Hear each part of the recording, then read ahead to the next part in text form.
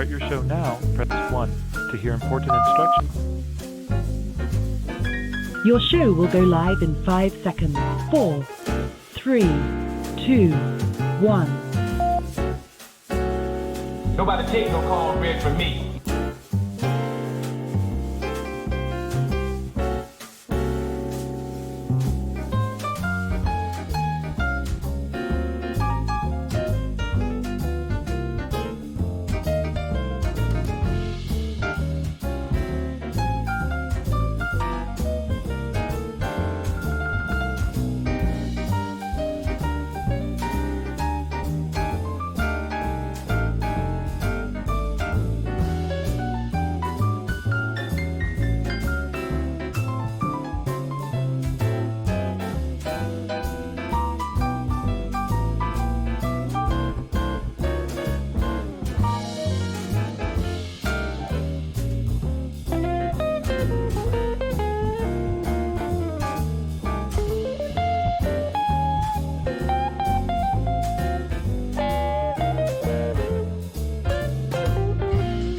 Testing 1, 2, 3. Yeah.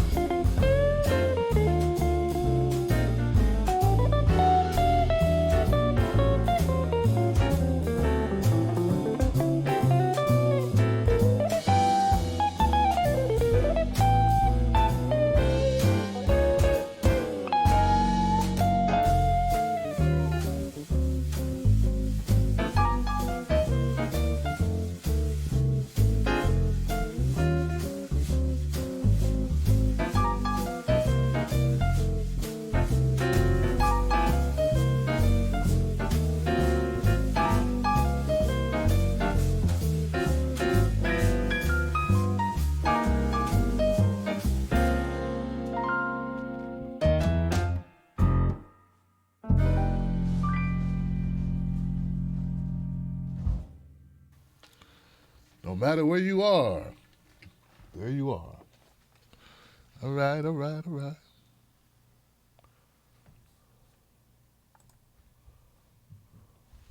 Okay. Yeah. Oh, hey, guys, how you doing? Welcome, welcome, welcome. My name is Tim Black. Welcome to the Tim Black Show.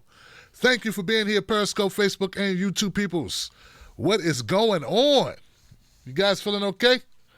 All right, all right, all right. We're in here. We're in the house. We are in his house. What's going on with that? You over there? You okay back there? All right. Yeah. Oh. Woo. So first things first, guys.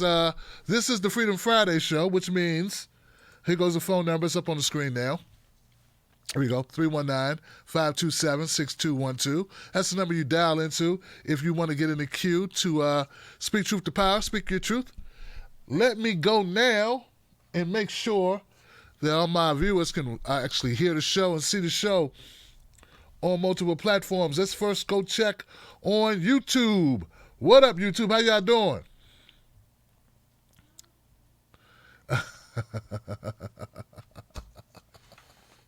Oh, man, I love it, Steven. Steven says, I cannot tell you how excited I am to hear about what Tim Black has to say about the nonsense Trump has caused. Thank you, Steven. And Progressive Geek, thank you for getting the show rolling. Thank you, guys. Guys, if you can share this show, could you share this out to your social media? Yo, there is something with YouTube, man. YouTube, man, they will not share the show. They will not share my content. They will not share it, guys. All I did was, try to correct the record on a couple of people. That's all. YouTube has shut me down. We were at over 144,000. Now we're at 143,000. They subtracted my numbers and they stopped sharing my content. So let's fight back, guys. Fight back. Please share this on social media because they're not going to share it at all. They made that abundantly clear. And if you guys remember, they did this to me last year too. It's not new for this channel. So it is what it is. It's the boring business side of what we do. Let's go check. What's up? How you doing? My bad. What's up, Brian Crosby, Latanya Bailey? They trying to take Bernie off the vote in New York City. You're right. They trying to take his cornbread. What's up, Copy Cooney? What's up, Joe Famous and Trudy? Aurora, John Crowfeather, Jilly Love, Survivor Mary, Joe Famous. Imagine all the people. Brad Bloom and Gary Webb, Maker of Things. I'm seeing a lot of familiar names and faces in here. Sekamara, Mama Alaska, Rahul, Consoli, Karen and Mike Sarvis, Anthony, whole crew. Thank you guys. K2 Shot, what's up, Johnson? Frosty King, yep. Clorox Time Johnson. Oh, Karen M. There you go. Okay. Monique, what's up, Monique? Wade, how you doing? Says Maker of Things was first. What's up, Maker of Things first? Now let's go to Facebook and make sure Facebook can hear and see this, that our volume's okay on Facebook, guys. What's up, Facebook? How you doing, Marcy and Robin and Nicole and Carrie and Zara and Steve? What's up? How y'all feeling? George and Katie, Lisa, Rose, Latonian, Virginia, Scott O.G. Johnson, the O.G. Johnson. You're pretty awesome yourself, bruh. Thank you, family. I appreciate you, Scott.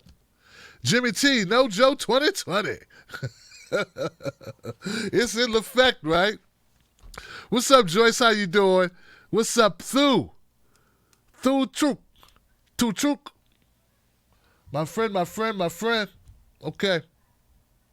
So Freedom Fridays are cool because the phone lines run the show pretty much. You know, the phone lines are the key component of the Freedom Friday show for good reason, because we like the idea of giving the voice back to the people. We've been doing it for years here on the Tim Black Show, and we will continue to do it for many more years.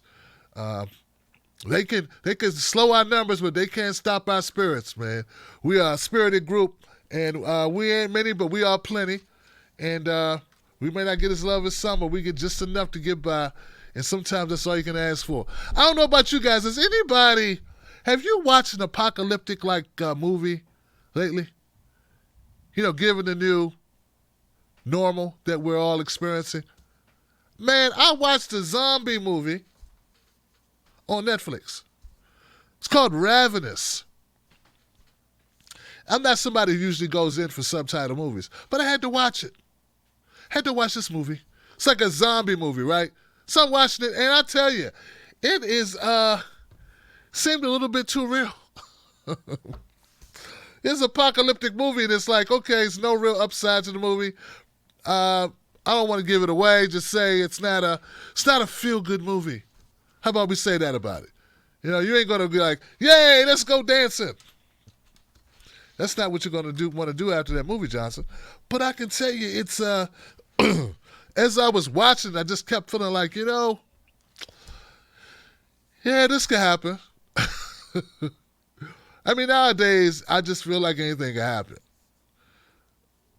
You know, so our coronavirus update, standard edition, what we do here on Freedom Friday, we try to open up the show with that. First things I want to do is say my condolences and my thoughts and our hopes, strong support goes out to anybody affected by the coronavirus, anybody who's impacted by it. You're in our thoughts, and we wish you a speedy recovery. We wish you peace and solace. I don't know what to say. Just anyone who's been touched by this and impacted so negatively, I just want to let you know that we feel your pain, and we're so sorry that you're going through this. We'd also like to say that all of our frontline workers, all of our medical practitioners, thank you so much for the work that you do, the heroic work you do. We appreciate you. We value you. We respect the hell out of you.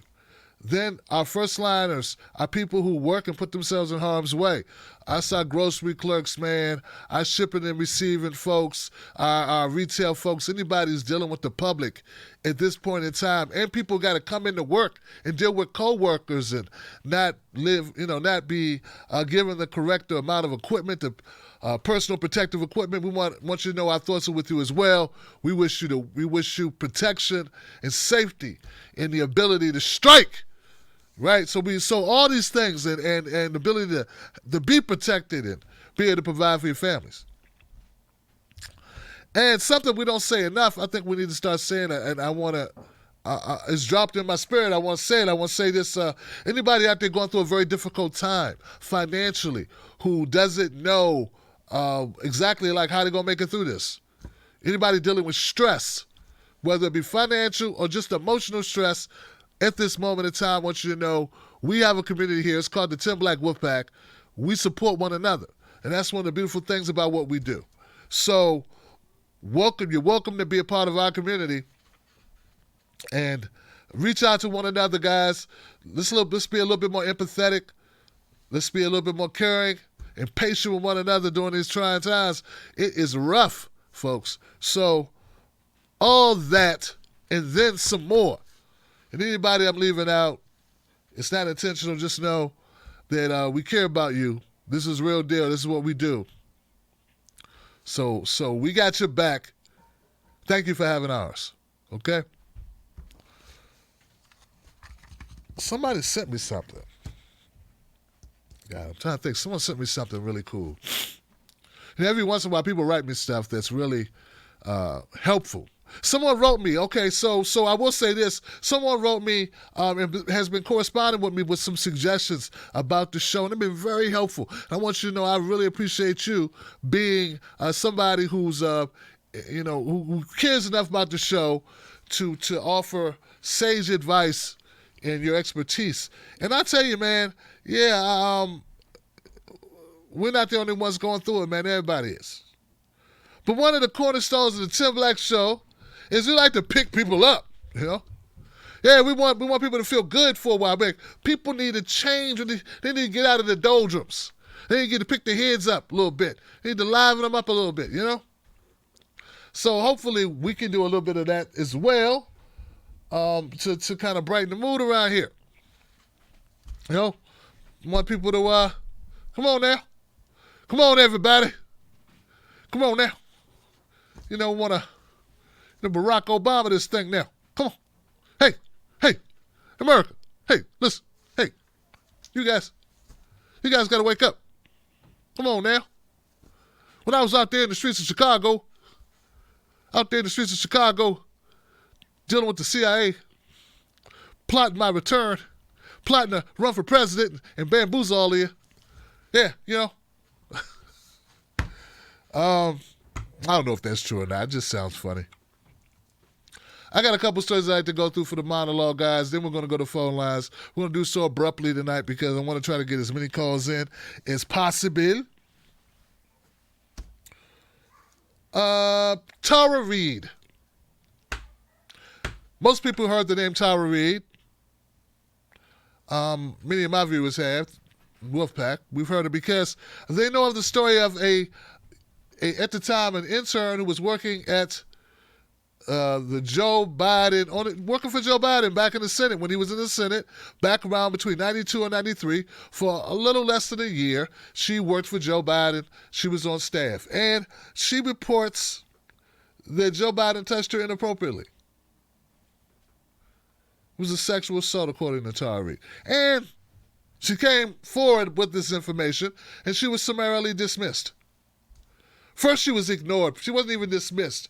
The worst treatment you can get is when they act like you don't exist, which is exactly what they did for as long as they could do that.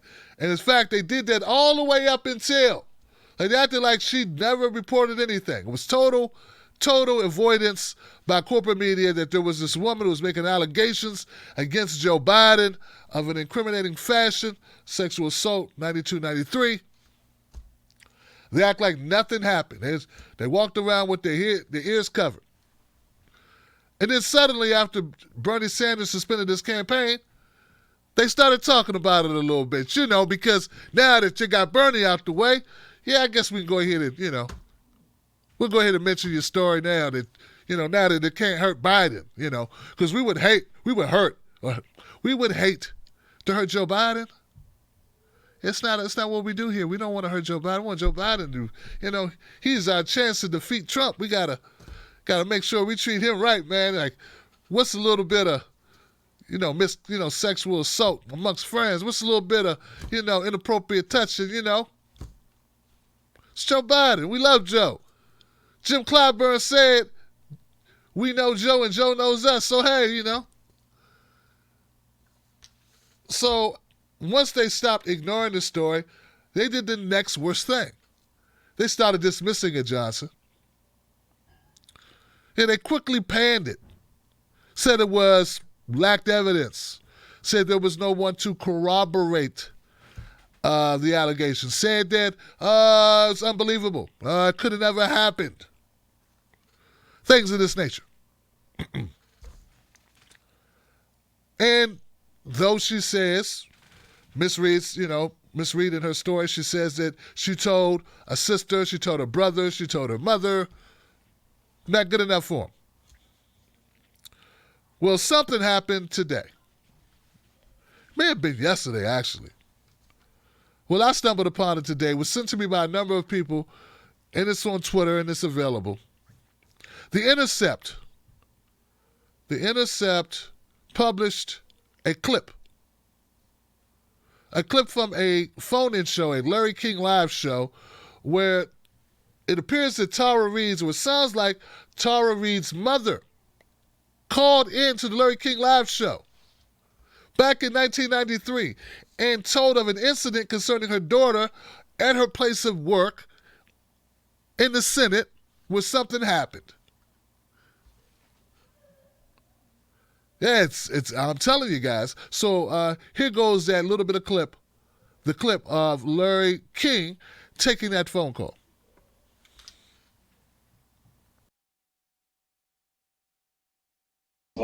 We're back. A couple more phone calls on this very important topic. Our guests are former United States Senator Howard Baker, Richard Allen, former National Security Advisor, and Lois Romano of the Washington Post. San Luis Obispo, California. Hello. Yes, hello. I'm wondering what a staffer would do besides go to the press in Washington. My daughter has just left there after working for a prominent senator and could not get through with her problems at all. And the only thing she could have done was go to the press, and she chose not to do it out of respect for him. Or she had a story to tell, but out of respect for the person she worked for, she didn't tell it. That's true. Now, but these are the people who do come to the Lois Romanos, right? The staff worker who says, "I want to let you know about what's going on," either with my boss or the guy down the hall. And a lot of these people have a sense of obligation. They feel that this public official should be accountable if it's something They're wrong. whistleblowers to the press. Yep. Editor for the Slate, Joan Walsh, she put out an opinion piece. I think it was published by the Slate. Joan Walsh, very popular, moderate Democrat, part of the power structure in the journalistic world. She put out an op-ed that I covered a week ago, where she totally discredits Tara Reid, saying that she had no actual evidence, nothing that could tie Joe Biden to this in any way. And I just like to say, eat crow, Joan Walsh. Eat crow. So now what do you have to say? We have, now unless you want to pretend that, Tara Reid went back in time and fabricated a phone call, imitating her mother's voice, this is getting to be a little bit credible, don't you think?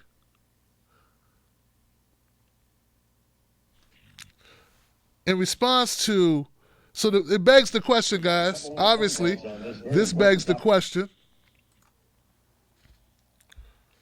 was that her mom? And Holly Otterburn, who was covering this story, she said, Tara Reid told me this is her mother's voice. This is my mom. I miss her so much and her brave support of me. Tara Reid's mom was a very strong feminist.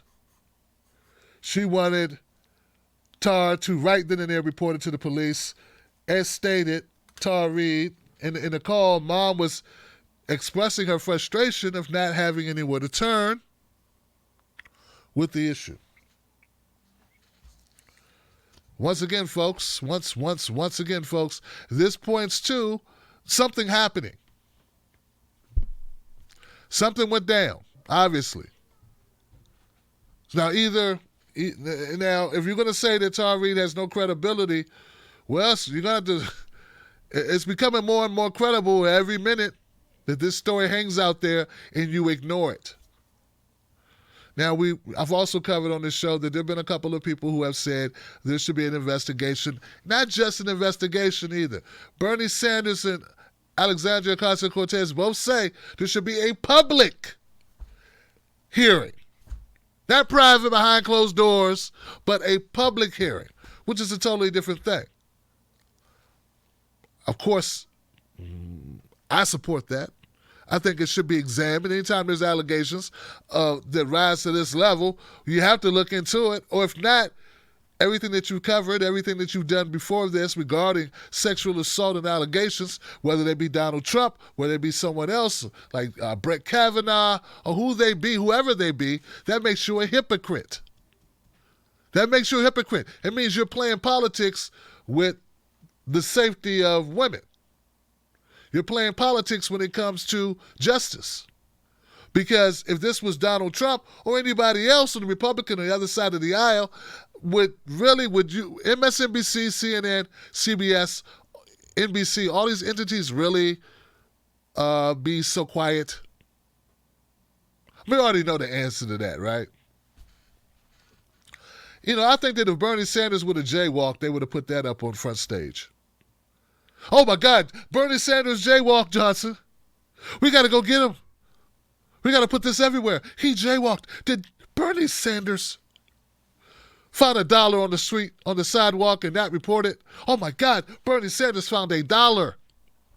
He didn't turn it into the security guards. What does that say about Bernie Sanders' character?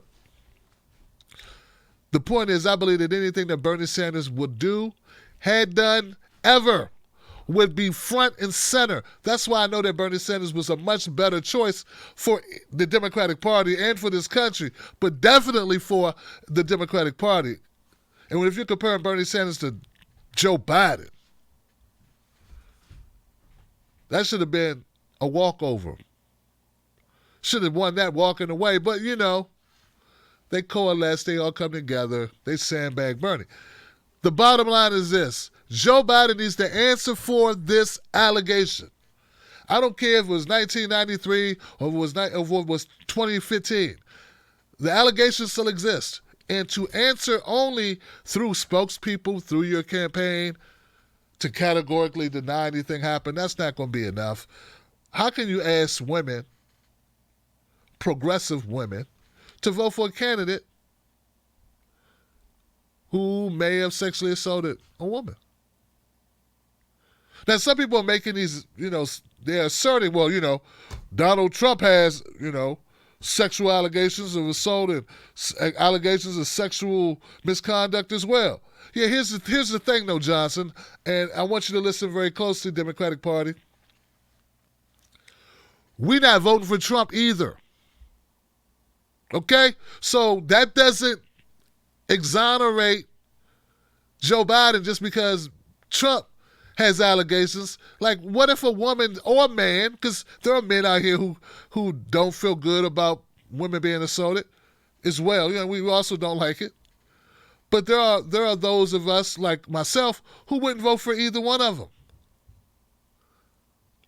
So you can't just say, oh, well, Trump's been accused, so we're even. No, what are you... Horrible stuff, guys, horrible stuff. I'm going to leave it there. We're going to open up the floor with this as well, and we'll see what our callers have to say. Horrific stuff, guys, horrific stuff. The other story I wanted to cover, because I don't know if you tuned into the show last night, I covered this then, but it covered Donald Trump making horribly stupid, horrifically stupid comments during a press conference. You know, his coronavirus task force. He did this yesterday. He made comments about possible ways to treat the coronavirus infections. Now, Donald Trump is an idiot. We know this, right? We do know this. I mean, he's good at a couple things. Just because he's good at getting publicity, he's good at marketing, he's good at branding, obviously. He's good at lying. But there are things he's not good at, and one of those things is not lying. Shutting up. He's not good at shutting up, not lying, staying on message. He's not good at playing a backseat. He's not good at toning down his ego. He's not good at ignoring conspiracy theories. Whatever goes in here comes out here. If it goes in here, it comes out here. That's how he works. It's like a faucet that's always turned on. So at this press conference, and I want to make this clear because there have been a couple people who have been defending Donald Trump with this. Just save it, okay? Save it, delete your tweets, delete your account while you're at it. During that press conference, there is I think his name is Blake. He is a member of the Homeland Security. He was talking about disinfectants used on surfaces. And he was saying how the efficacy of using alcohol on porous surfaces, like tabletops. And he was saying how alcohol can kill coronavirus on a surface in 30 seconds. He was saying how disinfectants could kill coronavirus. He was talking about surfaces. After Mr. Blake left the stage, Donald Trump takes his place, and Donald Trump begins to wax poetical about the light and the disinfectants and how they can be used internally in a person's body. He was not joking, Johnson. It was a real conversation about fighting coronavirus. It wasn't then, okay, now we go to joke time. Here goes Donald Trump with his best 3 minutes of fun to, lighten the mood. No one laughed. There was no smiling. There was no theme, no funny music. There was nothing. It was not like it was a stand-up routine he was doing. He was literally talking to the American people at a press conference about using some type of antiseptic, like a Lysol spray, disinfectant inside your body. Then he talked about ultraviolet light and strong light being used to kill the germs as well. I mean, this is all stupid stuff. Penetrating skin. Now, in the video that I covered yesterday, that YouTube won't share for some reason. Strange how that happens. In that video, I talk about how there are going to be people that are going to be put in harm's way because there are people who believe in Donald Trump.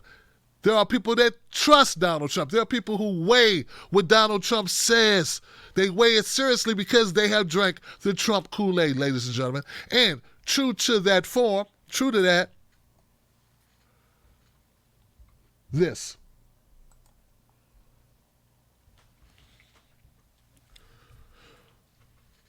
Trump floats another bogus coronavirus cure, and his administration scrambles to stop people from injecting disinfectants. That's right. People are asking, was Donald Trump right? Should we be injecting ourselves with disinfectants? In their bodies, Johnson. Injecting themselves, okay? In my state of Maryland, this was issued. Maryland Emergency Management Agency. Alert. We have received several calls regarding questions about disinfectant use in COVID-19. This is a reminder that under no circumstances should any disinfectant product be administered into the body through injection, ingestion, or any other route.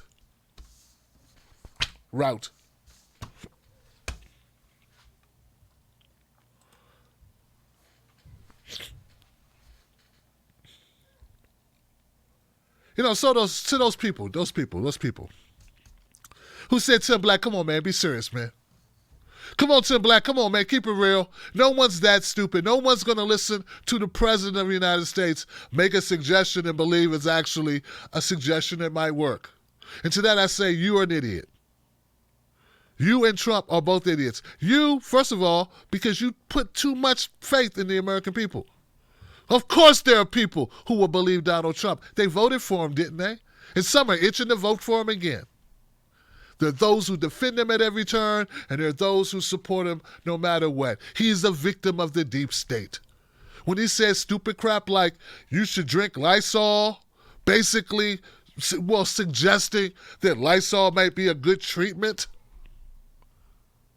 for an internal issue in one's body, there are some people who think, hey, maybe they don't want us to notice because they're trying to kill us off, Johnson. And Donald Trump is trying to signal to us that this could be a solution right there in our, right there in our homes, in our cupboards. And they want to keep us in the dark because they want to exterminate us. There are people who think that, There are people who actually believe that's what's happening. They have no evidence to prove it.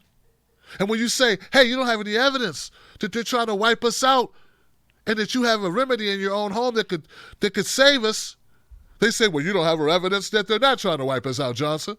They do the reverse thing, and they'll just keep doing it until you punch them in the mouth because they just don't know. They're stuck on stupid, Johnson. So when I point out these things about Donald Trump, when I tell you Donald Trump is a menace to society, that he is a problem, understand I'm not just saying it just for fun.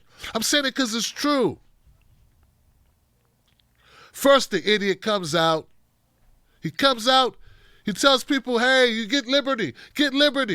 Basically pushing people in the streets, pushing them, encouraging them to go on the streets to demand that their stay-at-home orders be released, that they're able to go willy-nilly back to work and put themselves in harm's way while there is no antibodies, there are no cures for the virus, none of that. While we're still trying to get that, he's pushing people to get out. Because, hell, only so many of you can die. And then we have this, Donald Trump with these bogus cures that have not been verified. And people literally dying from them. Literally passing away. Listening to their president.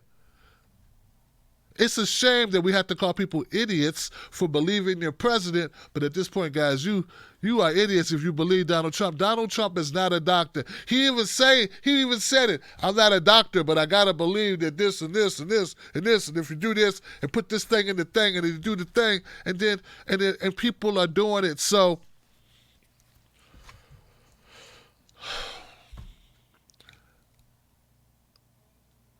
I keep saying it. I'm going to keep saying it. I don't care if I'm the only one who's saying it. Donald Trump is more than just a symptom of a problem. Donald Trump is a problem. Here's your evidence, Johnson. Sending people out in the streets. Not because we've come up with some miraculous cure, but because it'd be better for him for his election. And now, for the second time, first time it was some other medication used for folks with lupus that he was suggesting people try. And now this. The guy is hell on wheels. He's dangerous. And he's stupid, Johnson. Too stupid to be president, but obviously that's not true because he is, in fact, president. And he's so he's blatant. He's not hiding it.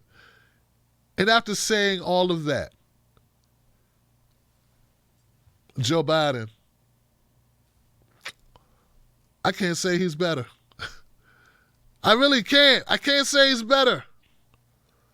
But for the sake of the people, it's not about comparing if they're better or not. They're both horrible. The issue right now, this right here, is that he's out here saying things that have people who believe in him who wrongly believe in him or misguided people actually trusting you. You should be able to trust your president to give you information that won't hurt you. You should be able to trust that. So as hard as I'm being on those people for listening to him, in a decent world, you should be able to. Things would be researched. No president should be so reckless as to suggest things that haven't been tested and qualified by professionals. Nor should he even repeat such nonsense. But we are talking about Donald Trump. And all that being said, Joe Biden is horrible, and we know it. But I have to qualify it because I don't want people to think I'm saying that Biden's good. No, I'm not saying he's good. He's not good. I just did his segment earlier. He's got allegations of sexual assault. He's not good. No, he's not. No. And he's a liar. He lies all the time. He lies like a rug, okay? These things both can be bad, Johnson. Both can be bad, and both are bad. All right. Woo, what a day, what a day, what a day. I tell you, man. All right, we're going to go to phone lines early tonight. Let's go to phone lines early because, hey, I'm ready to kick it if you are. You know? Let's do it, Johnson. Let's get the phone lines. All right. I'm going to get things set up. Give me 60 seconds, and we will verify phone lines are up and ready, and we'll do that. Okay, Johnson? Okay, fine. See you in 60 seconds.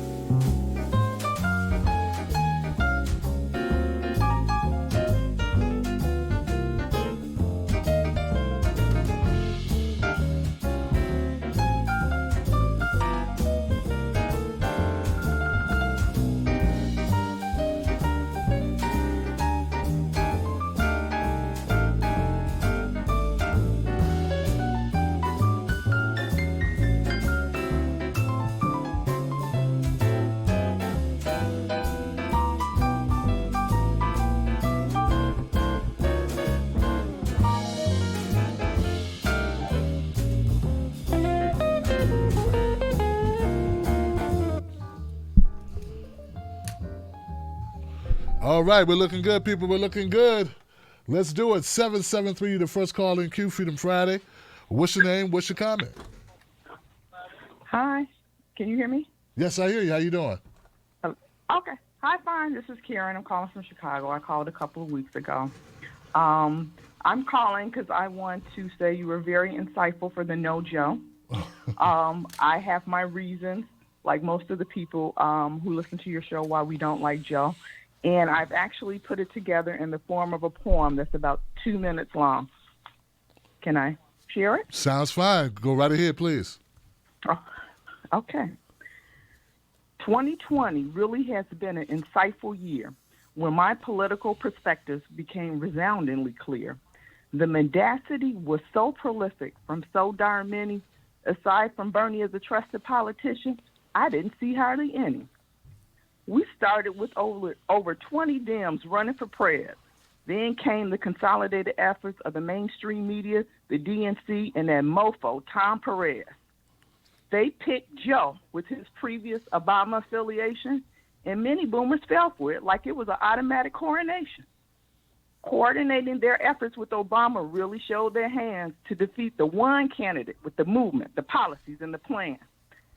Then they turn around and say, you have to vote blue for the establishment candidate that we picked for you. Joe not only has problems with telling the truth, but constructing sentences and thoughts. He's been backed by big banks, big corporations, big money, and it looks like he's bought. Joe has over 30 years of harmful and bad legislation. And to top that off now, he has a rape allegation. The only thing voters expected to have was a voice while participating in democracy, and not have it look like this process was rigged and full of hypocrisy. Don't get it twisted. I'm not saying I prefer number 45 because he's 1,000 times worse. Matter of fact, I blame him for this pandemic with this COVID-19 curse. To the progressive movement and all who are sick and tired of being ignored, Woodpacks and Johnson, we should collectively say no more. Hashtag them exit after the primaries on one designated date may be a way for the status quo's Dems to pay attention and to abdicate. If we do this, our impact may be consolidated and legendary, and maybe third party or write-in may be unnecessary. If not, my vote will be earned and no entitlement this general election. Third party write-in, no vote will be decided by me, as it is my selection. Peace out, Woodpack. Stay strong, Johnsons, and we will not be deterred from one on the island of misfit black girl Generation Xers, who they label as absurd. Wow. Wow, that was something else, Kara. I'll tell you. That is amazing. Man, give it up for Kara, man. I appreciate you, sis. Thank you so much. No problem, no problem. Wow. We appreciate you. Wow. Listen, man, thank you so much. Wow. Guys, that was, I told you, man. I told you guys. I have the best callers in the business. They make my job easy. She put together a poem that was on point. I don't want to put her too much on the spot, after she read her poem. But yeah, I'm loving that all the way. Loving that all the way, Johnson. All right, guys. Well, that's a lot to follow. 313, you're next. Welcome to the show. What's your name? What's your comment, 313? Hey, how's it going? It's Anthony, and, yeah, obviously not voting for Joe Biden. Terrible. And then what was the other thing we were talking about? Oh, yeah, bleach, injecting bleach. Yeah, it sounds like a great idea. No, I don't know. The real reason I called is just to amplify all this stuff about the new reporting on Flint, Michigan water poisoning. And, it seems that our attorney general isn't really going to see it through to bring justice to the people of Flint because, there's a lot of discrepancy as to whether or not the statute of limitations to charge anyone with misconduct expires tonight. There's a lot of discrepancy, and the attorney general's office is claiming no, it doesn't. But they're not, really saying how to anyone. So it's just not looking too good, especially when you consider that our legislator wanted to expand the statute to charge anyone with misconduct for poisoning Flint, but they ended up not doing it last year. So it's like, why would they have tried to extend it if it doesn't expire tonight? There's a lot of questions around it, and I don't think it's going to be any justice. Okay. Well, thank you for the phone call. We appreciate you. All right. I'm wondering. Well, I'll just keep moving. 978. Thank you for calling. What's your name? What's your comment? Hi, Tim. It's Rebecca Lane calling. How are you? I'm good, Rebecca. How are you? I'm feeling all right. I finally got my unemployment, so woohoo! Money in the bank. I just wanted to say that was a great poem. So good on you, girl.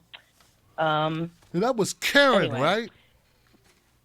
Karen, Kira, I couldn't tell, but she was great. I think it was Karen. Whatever her name was. Yeah. I just want to make sure I got the name right. Okay. But go ahead, Rebecca. So She was so on what's point. on your mind, Rebecca? What's up, sis? I know you. I saw your post on Facebook. So what's happening? I got my button today. Very happy Oh. about that. And my No Joe button. So, You're welcome. To celebrate, I went online and I bought a new Wolfpack T-shirt, a pink one. So I'm looking Aw. forward to that. Well, you know, it's a really good quality shirt, man. You picked a good one. Some shirts are cheap as shit. That one's really good. It's long enough. It's fitted. No, really, I don't even have to have the biggest size. It's so nice. Anyways, yeah. So hopefully I can still fit in it with my Coronication 15 pounds. But moving forward, one thing that stuck out to me about Tara Reid and that whole thing when she was saying, you know, talking about her thoughts, like her weird jumbled thoughts when he, you know, assaulted her.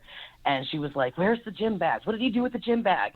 And what a, like, odd thing that would be to pop in your mind. And when she said that, I was like, dude, that is so true. That is gospel. That is the truest thing I've ever heard in my life, because that is exactly what it's like. So, you know, now they've got this Larry King video, which, you know, next thing you know, they're going to find some kind of memoir. Joe wrote him fucking self. Who did it? You know what I mean? Like, what else do they got to find?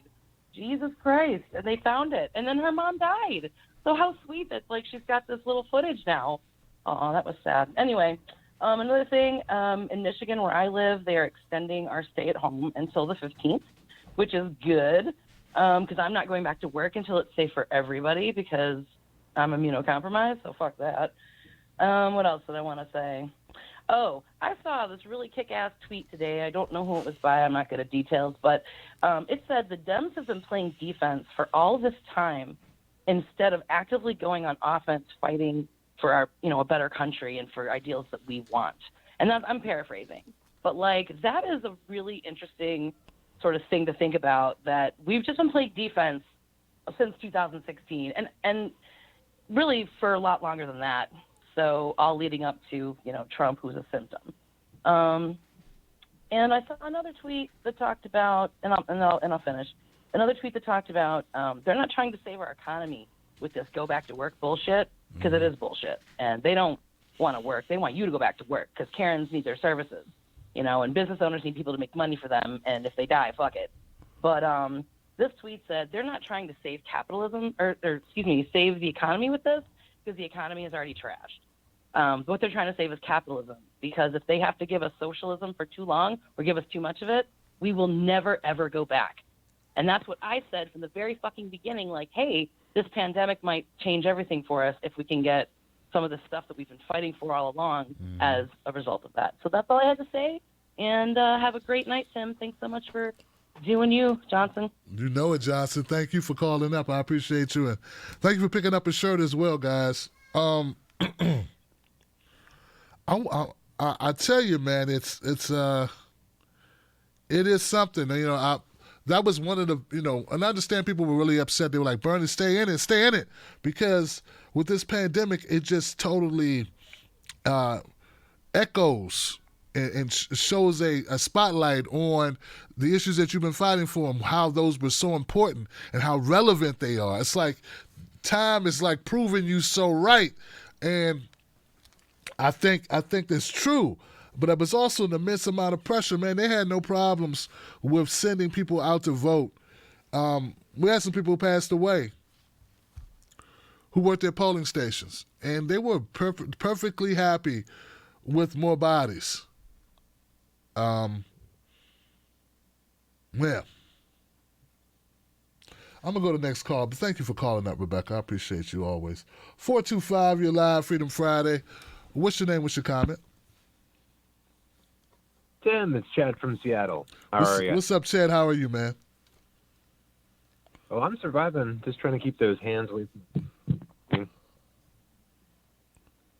But yeah, you know, I was just calling in because I got a suggestion for you. Okay. And you can give me a suggestion after I'm done, but you got to go slow. Got to take it easy. And I promise you, I'll let you in. But here goes. Here's the suggestion. So you go onto your website. You get a new one. You tuck it into the very bottom right-hand side with link. So very bottom, all the way down there. And then it says for adults only. When you click it, it brings you to the next page. And it's basically a dildo that's transparent, and it shines UV light. And so you could be selling dildos on Amazon, dude, with UV light. Definitely do it. And then we'll go out there on Twitter, and we'll share the link, and we'll make sure that everybody buys it from you, and you'll be in bank. And we'll just play it like Trump, right? But it's harmless. It's not like you're going to be injecting Mr. Clean into your veins.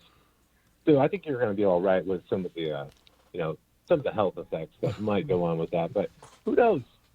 You can make out like bandits, right? It's a wild, wild west. It's all about making some profit off of COVID, so why don't we do it? But for reals, though, real time, I'll just put the joke aside for a sec. But I think we should all be talking about stuff like Earthships. And I know it sounds weird, but it's basically a house. And it's made incredibly well out of the most unlikely materials, and it will recycle your water 4 times. It has a utility bill of $200 a year. It will capture sunlight, turn that wind energy into usable, renewable energy, and we can grow food forests, people. So this is a good time for us to all tighten it together, get a little collective consciousness going on, and I think that we have everything under our belt when it comes down to people, meeting up with people, taking this time to make sure we knit that together, organize. And it doesn't matter if Bernie Sanders dropped out or isn't doing the thing or has this strategy on putting the spotlight on Biden or whatever the case may be. We can, as a people, make things happen. So we just need to get out there and talk to each other a little bit more, within 6 feet, of course. And hopefully rest of your Freedom Friday goes down like a bomb, dude. Have a good one. All right, Chad, thank you for calling up, man. And you lost me in the beginning, man. I'm like, what is Chad talking about? But then he said it was a joke, so. All right, Chad, man. All right. No. All right, man. I'm going to go next call. Keep it moving. Keep the people coming in. 209. You're live Freedom Friday. What's your name? What's your comment? Oh, shit. This is me. Am I on? Yes. Hello? Yes.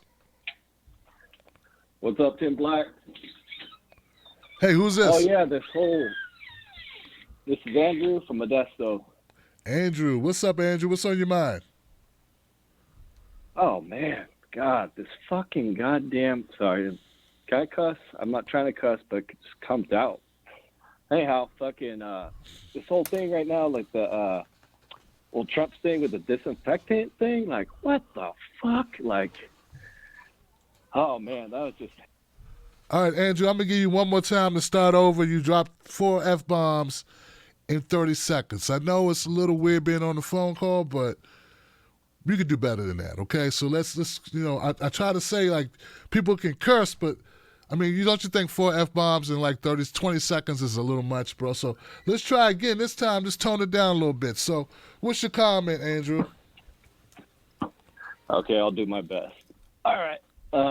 This whole Trump where he's talking about the injecting disinfectant, like, okay, I understand he didn't say inject Lysol or bleach or whatever, but like just the fact that like his supporters couldn't admit that that's what he was saying to a certain extent, like even people that aren't totally for Trump, it just like boggles my mind. Like, I don't know, it just kind of, it's just, we're in some like weird like simulation right now with all this going on. It's like, this does not make sense to me.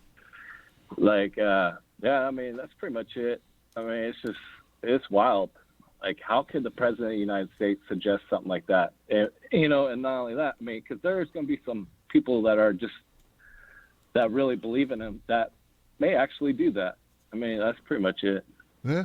All right. Well, okay, man. Well, thank you, Andrew. And you're right. There are some people there are people that believe, and I'm not kidding, Andrew. There's some people think that Trump was sent from God to save America from the Muslims and the Mexicans. That's what some people literally believe that, Johnson. So are there people that will take what he said and believe it and do stuff? Yeah, there are. Look, we got people that marry stop signs. It's a real thing. There are people that marry, actually take in matrimony inanimate objects. We have people that do all types of crazy things. You don't think there are people that believe their president and think that he is under attack and that he is trying to send signals and messages out? Yeah, there are, Johnson. Like, so these people who are dismissive, when we point these things out, these people, they're the ones that aren't living in reality. So thank you, Andrew, for the call. Thank you for taking another stab at that. 512, you're live, Freedom Friday. What's your name? What's your comment? Hello, is this me? Yes, sir. Hi, Tim. It's David from Texas. I called back a while ago, but it's good to hear from you. How are you doing? I'm good, man. What's on your mind tonight, David from Texas? Yeah, what's on my mind is I mean, obviously this is not going to be said out loud by the governors, but it seems to me that a lot of the governors that are pushing, like, I mean, right now what's big on the news is Georgia, that, oh, we have to open up. And it just seems to me that a lot of these governors are moving forward with this open up government because they want to pretty much just deny unemployment, because that way they can turn around and be like, okay, so if businesses refuse to open, you know, a lot of small businesses, they have to pay for rent. You know, they might be renting some buildings or something. And if businesses say, well, we can't, I mean, we tried to open up, but none of our employees showed up to work, but we had to fire them. And then sure enough, oh, now you've been fired. You no longer qualify for state unemployment. And also, I mean, I think that's basically what I want to talk about is, I mean, I'm thinking that, yeah, I mean, that's why Georgia's moving forward. And then you got like Texas or Louisiana or other states that are like, yeah, we just have to open up. And if a couple of employees refuse to show up to work, then they have to, either they can get fired, and then that's just going to delay the unemployment application a lot further, because you have to submit the application and say, well, this is why I need unemployment because I refuse to go to work. Well, then you no longer qualify. And a lot of these, unemployment is paid through the state. So I think I heard like a news article. I heard a report that they're projecting that, like, for example, Georgia's going to be next year, their budget's going to be short by $2 billion or something like that. So, how convenient that now that projection's been made, of course, we have to open up the state, and that way we can go ahead and start denying unemployment benefits or other benefits to the employees of Georgia. So yeah, that's all what I wanted to talk about. Thanks, Tim. Keep doing the good work and stay healthy. You too, David, man. I appreciate it. You know, I can't refute your allegation, man. I don't know. I can't say that I know that a lot of states are, you know, at the breaking point as far as how much money they have left stored that they have allocated for unemployment. I was reading something, I think it was yesterday, it may have been in the New York Times or the Washington Post, that some of the states have pretty much exasperated or all of the money that they had allocated for unemployment for the entire year, and it's just April. So that's a real thing. I don't know if that's why, but yeah. I don't know. I don't know what they do now. Now it's like, you know, they have to go to the federal government, right?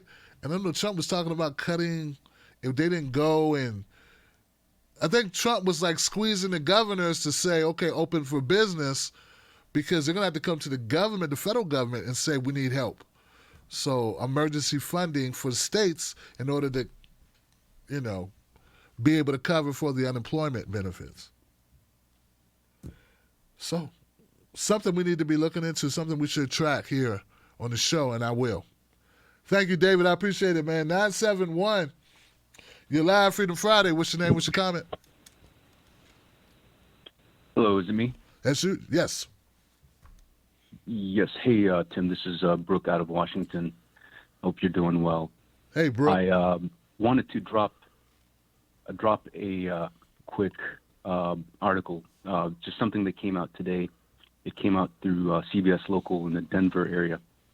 Basically, it talks about how top executives at Denver Health Medical Center received significant bonuses from $50,000 to $230,000 1 week after frontline hospital workers were asked to voluntarily take leave without pay and reduce their hours as the hospital dealt with financial downturn. And then if you look at the article, it actually has the names and the pay of all of those executives. The minimum salary is like $270,000. The person who actually sent out the emails, her name is Wittenstein, telling people that, yeah, your hours are gonna be cut. People are being furloughed. Her base last year was $967,000, and then her bonus this month was $230,000. So people are being told, no income, or furloughed, or hours cut. 1 week later, all of these bonuses pop out for the executives. So I wanted to send that out. Again, this is denver.cbslocal.com, and spread their shame. Let the world see this is what we're dealing with. This is disgusting. People are endangering their lives on the front lines. They don't have masks. They don't have personal protection equipment, and this is how they're treated. All right, that's the main thing I wanted to say. Thank you. All right, man. Thank you, Brooke, for the information, brother. Man, America never fails to. Yeah, I know that there's corruption in other countries, but it's like we never fail to disappoint, each other. So I know that many hospitals have been impacted to the point where the only cases that they're treating, like no elective surgeries. And we know that a lot of hospitals, they bank on the elective surgeries in order to fund the hospital. I mean, they write up this stuff, man. The amount of upcharginess that is being performed on elective surgery is tremendous. So if you take away the elective surgery portion of the income coming in for a hospital, and now we just have mostly coronavirus, if not just that in emergency services, well, you get what you get. And now, so according to Brooke, they are eliminating or they're furloughing employees, and they're still taking money in and giving it to the executive. So that sounds about right. It sounds about, sounds about right. I mean, right for them to do that. It sounds like American, right? Doesn't that sound U.S.? That sounds like something the exec would do here in the U.S., these corporate bastards would do. That's why it's always so frustrating when we try to say, hey, we need to wrestle back. We need to wrestle this country out of the hands of the corporations. And then we have these idiots who somehow believe that they're gonna become just another, cog in the multi-million-dollar wheel, who fight against it and say that we are, communists or something. Do you see what the ravages of corporations, what they do to our lives? You don't see this. You didn't hear Brooke report this. Brooke saying that they're furloughing employees but taking big cuts for themselves because they're unable to screw you like they normally do by boosting the cost of services. All right. Thanks, Brooke, for calling in on that note, man. I appreciate it. 917. You're live, Freedom Friday. What's your name? What's your comment? Hey, Tim. It's Kennedy from Brooklyn. How's it going? Hey, Kennedy. What's on your mind, my friend? Well, it's good to hear you. I'm, of course, thinking about a few things. One was all of the anti-COVID protests. They're like, I want my COVID, and I want it now. What were they thinking? So yeah, that was just a batch of stupidity happening. Then I have to, of course, reflect on Pelosi's tone-deaf ice cream moment. I'm sorry, I'm still stuck on that.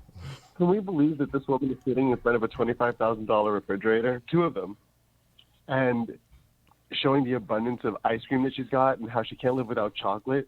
Meanwhile, people literally cannot eat, waiting for food deliveries.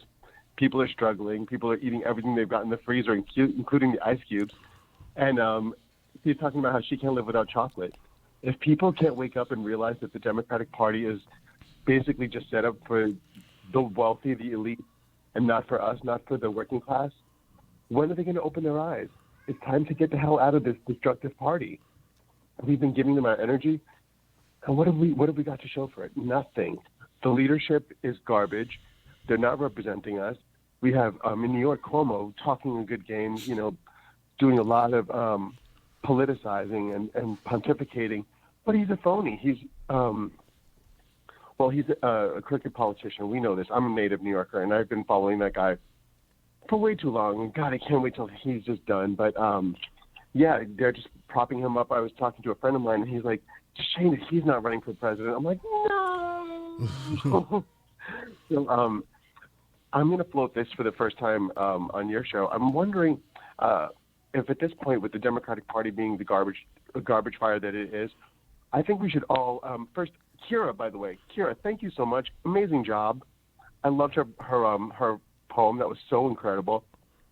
I do think we all have to find a certain date, and just after the primary, after we write in who we want to write in, we all know,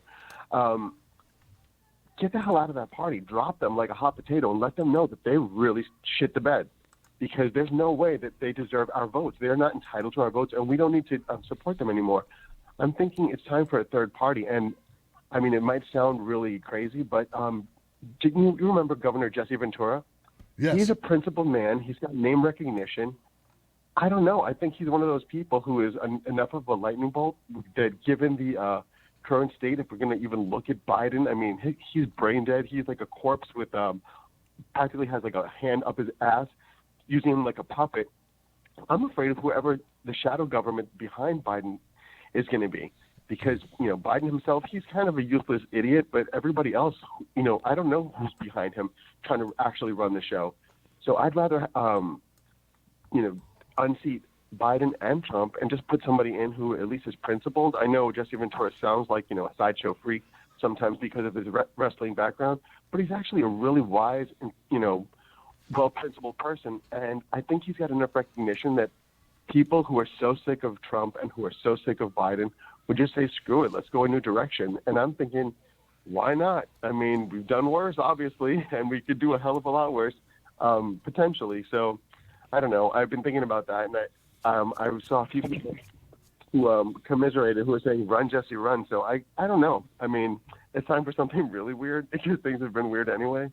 And as for COVID, I mean, for anybody who doesn't believe it, they need to realize it's really happening. I'm here in New York, and it is a scary time. I mean, if you're not wearing a mask, if you're not being conscious, you're really taking your life in your hands. And so I encourage anybody who's out there, you could be asymptomatic, so wear a mask, not just because you don't want to catch something, but in case you do already have it and you don't realize it, you want to protect the people around you. So just be thoughtful. Wear a mask, wash your hands, don't touch your face, and take it seriously, because it's real. All right. Well, Tim, it's always great speaking to you. Thanks for giving me your time and your platform, and I wish you all the best. Stay healthy and keep being awesome. Hey, thank you. I appreciate it, Kennedy. You do the same, my brother. 814. You're live, 814. What's your name? What's your comment? Hello.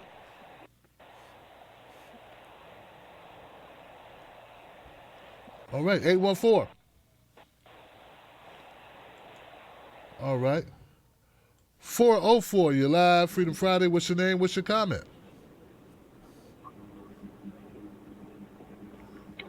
Hey, Tim, can you hear me? Yeah, I got you. Who's this? This is Steven from Atlanta. So let's talk about what's going on down in Georgia. Let's talk about Georgia. Steven from Atlanta. So, yeah. So I think what Trump is doing with Governor Kemp is I think he's messing with him. because I don't think that Trump likes Governor Kemp a whole lot. And the reason is because Governor Kemp replaced Johnny Isakson with Kelly Loeffler. And then Kelly Loeffler had those shenanigans with the insider trading. And Trump wanted Doug Collins. That's who he wanted to replace Isakson. And Kemp was like, no, I want Kelly Loeffler. And she turned out to get some bad PR. So it's not a secret, the news is reporting on this, that Trump approved Georgia opening. He pre-approved it, and then later, like very quickly, changed his mind. And I kind of think that Trump is getting a little bit of political revenge on Kemp for not appointing the guy that he wanted. I think that's honestly happening.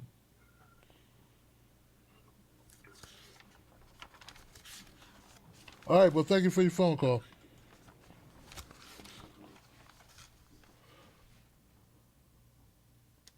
One second, guys.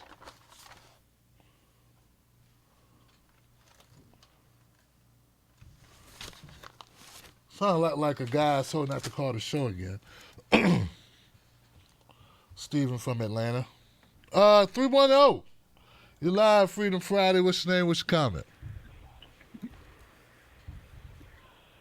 How you doing, Tim? Hey, what's up, man? Who's this? Can you hear me? Yeah, I got you. Can you hear me? Yes. All right, this is Smooth Edie from L.A. My brother. I like to say one of the things that kind of interests me is that people do the same thing over and over again. Tuesday, I believe, I was listening to you, and you had some people that came on that had some very good ideas. I wish I could repeat them, but one of the things that I would like to ask you, because you're in broadcast, is we have to figure out a way to get you and the rest of the progressive movement on a channel. Because the news that you and the other progressives put out, this is what people don't get a chance to hear. They only hear this garbage that's coming through MSNBC, CNN, and all our local channels. They don't get the other side of the story, the true story. They have no idea how corporate media ruined Bernie Sanders. Now, I'm a Bernie Sanders fan. You know, he just did not have that dog in him to fight. But you and the rest of some of these progressives that I hear on these channels, I believe if we could get you on a television network to put this news out, because people, they don't read. We don't read anymore. We get all our information from this institute. And 9 times out of 10, it's just stupid information. They don't tell the truth.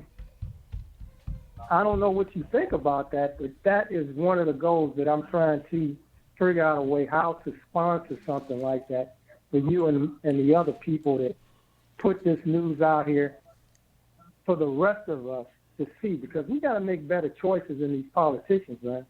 This lady in Nevada, the one that you did the excerpt on, she is out of her damn mind. The guy in Georgia, this is crazy. I said everything he's talking about opening is only going to affect black people. Whether people looked at it that way in that lens, I'm saying, do you understand? He's talking about opening barbershops. He's opening up beauty salons. He's opening up everything that black people run to. And I said, if it's a conspiracy to knock off black folks, that's one easy way to get rid of. Wow. That's my comment. I hope I didn't upset you too much, but I would love to figure out a way to get you and some of these other people, Crystal and Kyle and some other people that I listen to on a real television network, man, because we need this information. We have to stop these Democrats, Nancy Pelosi, Chuck Schumer. We got to stop them. This makes no sense. This last package that they gave, it didn't go to anybody that really needs this money. You know, and I'm like, Ruth Chris, all these major restaurants, they don't need this help. We need these small businesses which help the different communities throughout the nation. They're the ones that need this money. You got all these people that's been furloughed that one of your callers was talking about. And I do believe that is one way that they can eliminate paying. It's just an easy way out. It's all about money. And it's unfortunate that in this time, this pandemic has brought to light just how evil we have politicians, and it doesn't matter what side of the aisle they're on. They're showing their true colors. What they think about the people that are poor, as you claim, on the first and the basement, they don't give a damn. When it floods, them the ones that eliminate it. Anybody above the second, third floor, you got another chance. So that's my rant for tonight. I appreciate everything that you do, Wolfpack Johnson. Believe me, I am a stone friend of yours. I contribute to your channel. It is my pleasure. And please continue to do your work, man. Please. Because it's people out here that have no idea what you do, how much you sacrifice to get us this information. And I thank you. Well, thank you for the phone call, my friend. I really appreciate you calling up and speaking your truth, man. I appreciate that. That helps a lot. And I tell you, man, what you know, of course, you're not the first person to say that we need to build a network. You know, it's all I can tell you, my brother, is what I'm doing, and I'm working really hard to make sure my voice doesn't get muffled, make sure my voice stays consistent in what I believe and continue that way. And that's all I can do, and try to advance and expand that to offline as well as online, a presence that is, you know, I would like to do more traveling, have the ability to live stream from remote locations. So there are different things that you can do.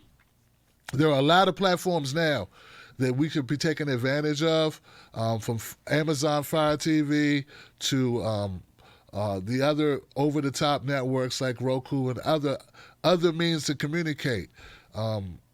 So I agree that, you know, we do need more visibility, definitely, on these issues and these topics. And we just cannot rest. It's just the structure of, you know, corporate media, man. Corporate media doesn't want truth tellers. You know, they just don't.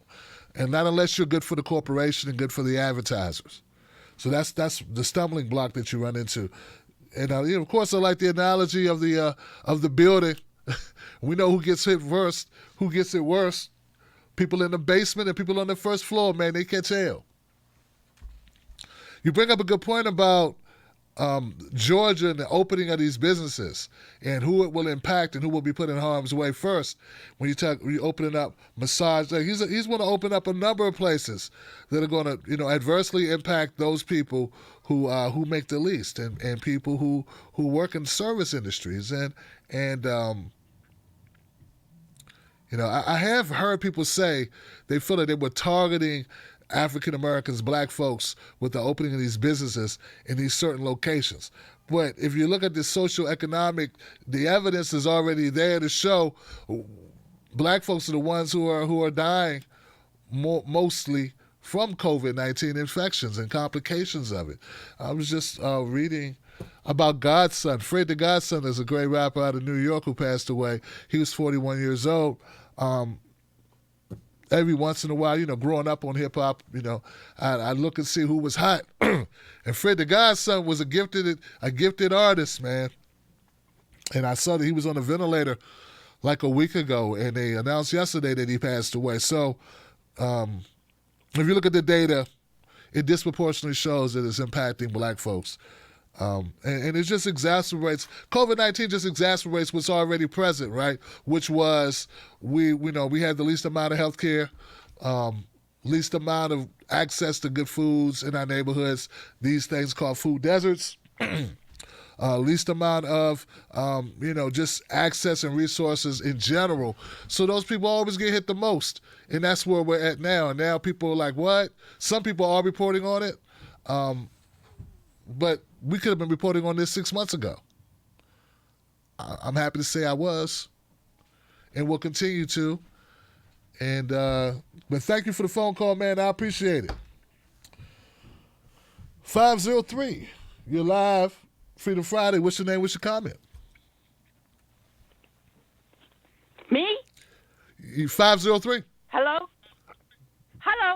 Yes. Hello. Is that me? Yes. Oh, hi, Tim. Hey. How you doing? Oh, I'm doing okay. Hey, I'm sorry. It's Sally from Portland, Oregon again. Hey, Sally, what's up? Do you remember me?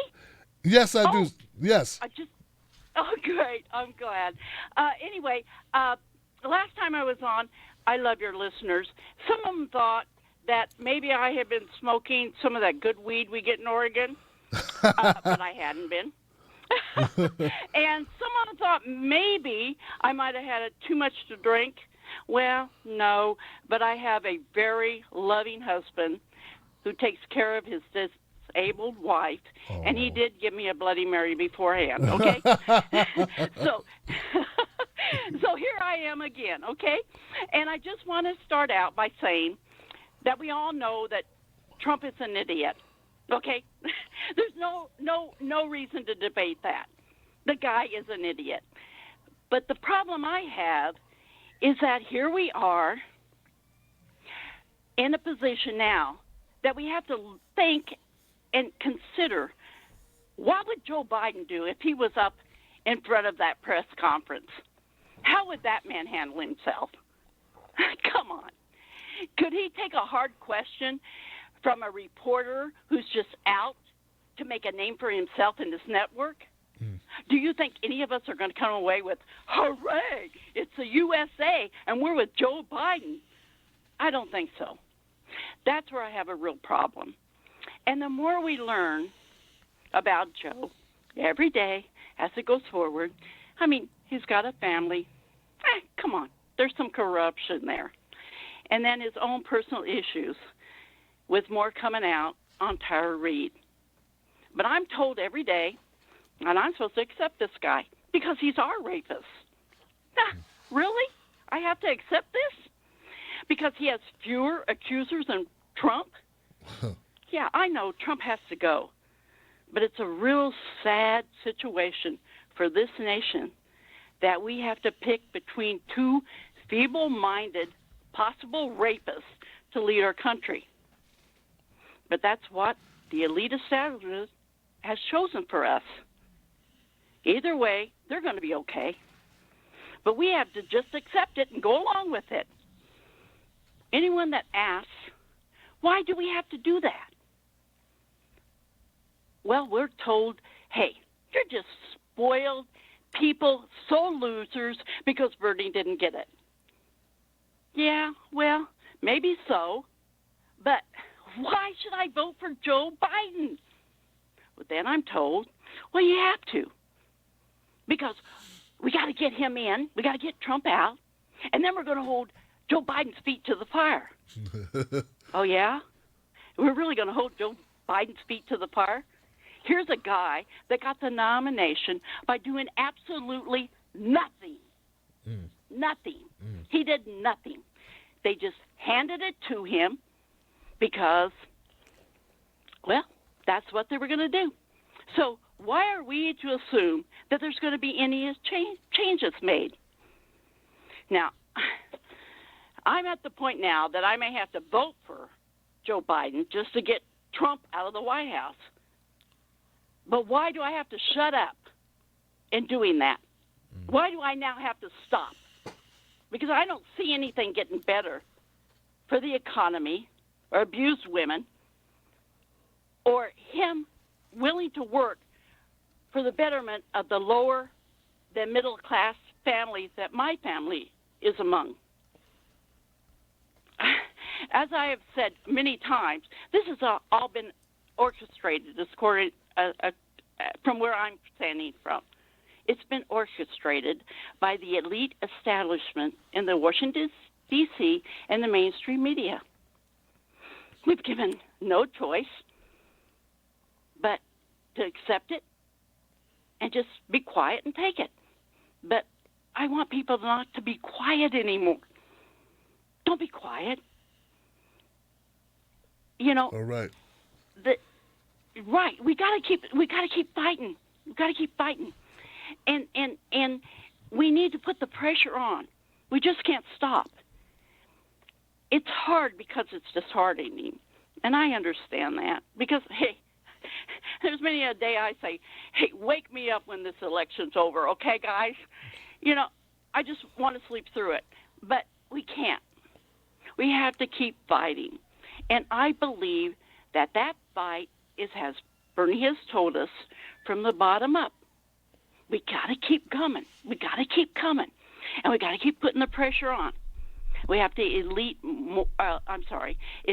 more progressives in the city, the county, and the state, and the national levels. It's very important that all of you get involved in your community. Those chair committees, they are very, very important, and you got to do it because we have to build it back, and we have to tear down those additions that the elite establishment have built on to the party, and we have to take it back to its original foundation. We just can't stop. I know some tell me that they're Biden with Biden, and we'll get him the next time. No. Do you think Biden's going to change because we just let him have it? Do you think the elite's just going to say, okay, now we're going to listen to you? No, they're not. No, they're not, because they don't have to. They've seen that they won once again. So all I'm saying is that we got to keep the fight going, Tim. It doesn't look good this time. It doesn't look good. I mean, I don't know. The next 4 years doesn't look good no matter who it is, right? So we got to focus on 2022, get more progressives in there, and then we go on to 2024. But we just can't stop. You're not, are you, Tim? You're not going to stop, are you? No way. I know. All right, Sally. Hey, Sally. You're not. Thank you for the phone call, Sally. I got to keep it moving, but we appreciate you, and thank you for phoning up and telling us about what you think needs to happen here. And I can't disagree with you. 727, you're live, Freedom Friday. What's your name? What's your comment? Hey, Tim, it's Daphne from Clearwater, Florida. I just wanted to make a quick comment about Tara Reid. I noticed that with regard to Christine Blasey Ford, whom I totally believe, she had no witnesses except for that high school frat boy that was there and then later denied it. Actually, Tara has people who said, she told me about this. Right. We have much more proof on that. Another just quick thing I wanted to say is part of the reason that Weinstein got convicted was because that lady from Law and Order and The Sopranos, what's her name? Annabella Sciorra. She actually said she was raped by Weinstein. Originally, when Ronan Farrow called her, she said, no, that didn't happen. Maybe I just wasn't his type. I mean, women anyone who is assaulted, who has something horrible happen to them, oftentimes they don't want to talk about it. They fear the repercussions and getting their name as that person who was assaulted or whatever. And she actually said, no, it didn't happen. Later, she admitted, sort of confirmed to Ronan Farrow, yes. And she was one of the key witnesses that ended up getting Weinstein 22 years. Mm-hmm. So when people say Tara Reid changed her story, and originally she said, he just did, right, some inappropriate things, and then later elaborated on that. I mean, it just makes me sick that the hypocrisy of folks actually acknowledging and validating Blasey Ford, and then yet Tara Reid is left just freaking hanging here, So I just wanted to make mention of that because what's-her-face, Madeleine Albright, went out when Hillary was running and said something like, and also the super feminist Gloria Steinem both stood up for Hillary. They said, there's a special place in hell for women who don't support other women. Yep. And now we have all these people just are, you know, not willing to stick by their guns and not be hypocrites. So anyway, I'm just disgusted. But anyway, thanks for your show, and I love you to death. And I'll talk to you next time, okay? Sure, sis. Thank you, Daphne. I appreciate it. Yeah, good point. I'm glad you brought that out. That sometimes they don't want to. Victims of any type of assault, sexual assault especially, may not feel comfortable telling the full story, and that's a human thing. I mean, so I appreciate you. 601, you're live, Freedom Friday. What's your name? What's your comment?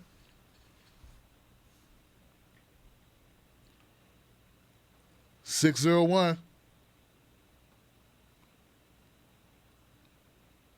Hello. 601. All right. Going down to 325. Hey, what's up, Tim? Hey, how you doing, man? Hey, man, it's Sean Taz, man. I'm going to make this quick. Before I get started, I want to say the lady that called in with the poem, Kira, yo, that was real good. That was real nice. It was food for thought, man. So we needed that in these times. So big up, lady. I appreciate that. I'm going to make this quick, Tim. I have a lot of friends that live overseas.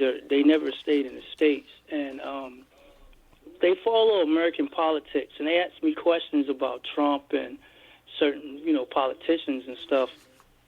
And I have a friend that lives in Denmark, and she's like really confused on why we don't get health care, because they don't have to worry about that type of stuff, And for a long time, I really didn't have an answer. And I thought about it the other day, Tim. It's nothing Bernie did.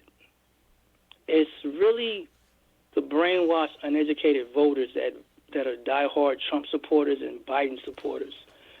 They did this, man. The voters voted for something that won't help them. And really, until they get educated, or I hate to say this, man, a lot of older voters die off or fade away. It's going to be really hard to get what we want. I mean, because you got people out there protesting with no mask, making things worse, and you look at this and it's like, what are we doing? When do we become animals where we're willing to put people's lives at risk because of what somebody said? Because, Trump's talking about injecting disinfectants and stuff. So at the end of the day, man, it's really the voters, man. And until we, like I said, Tim, people listen to you or others and they get educated, man, we're screwed, bro. And I hate to put it that way. I don't want to bum nobody out, but that's really the conclusion I've came to, man. So I'm gonna make this short and sweet, and you guys have a wonderful night. I do want to say one thing. A lot of y'all callers sound like y'all on The Price is Right. Tim calls y'all, Eric called out, y'all like, yeah, is that me? Man, I swear to God, man, y'all make me laugh every time y'all do that, man. But yo, Tim, have a good night, bro. All right, Shantez, thanks for the phone call, man, and I appreciate you, man. I see you kind of, modified a little bit. I don't want you to lose all your spirit, man. I don't want you to lose all your punch, man. Just modulate it a little bit. You heard me go at my man who dropped the F-bomb like 4 or 5 times in first 20 seconds, so you feel me. You know what I'm trying to do. And thank you for still calling in, man. I appreciate you. We still want we want that soul, man. We want you to be you, man. All right? Please, 760. You're live, Freedom Friday. What's your name? What's your comment? Hi, it's Marta. Hey. It's Marta from Big Bear Lake. All right. How you doing? I'm good. Yeah, you were such a great communicator. Before I start, I have been thinking for the past couple of weeks about the woman who drives the truck cross country and didn't know what the load was. It was so important, and it turned out that it was dirt.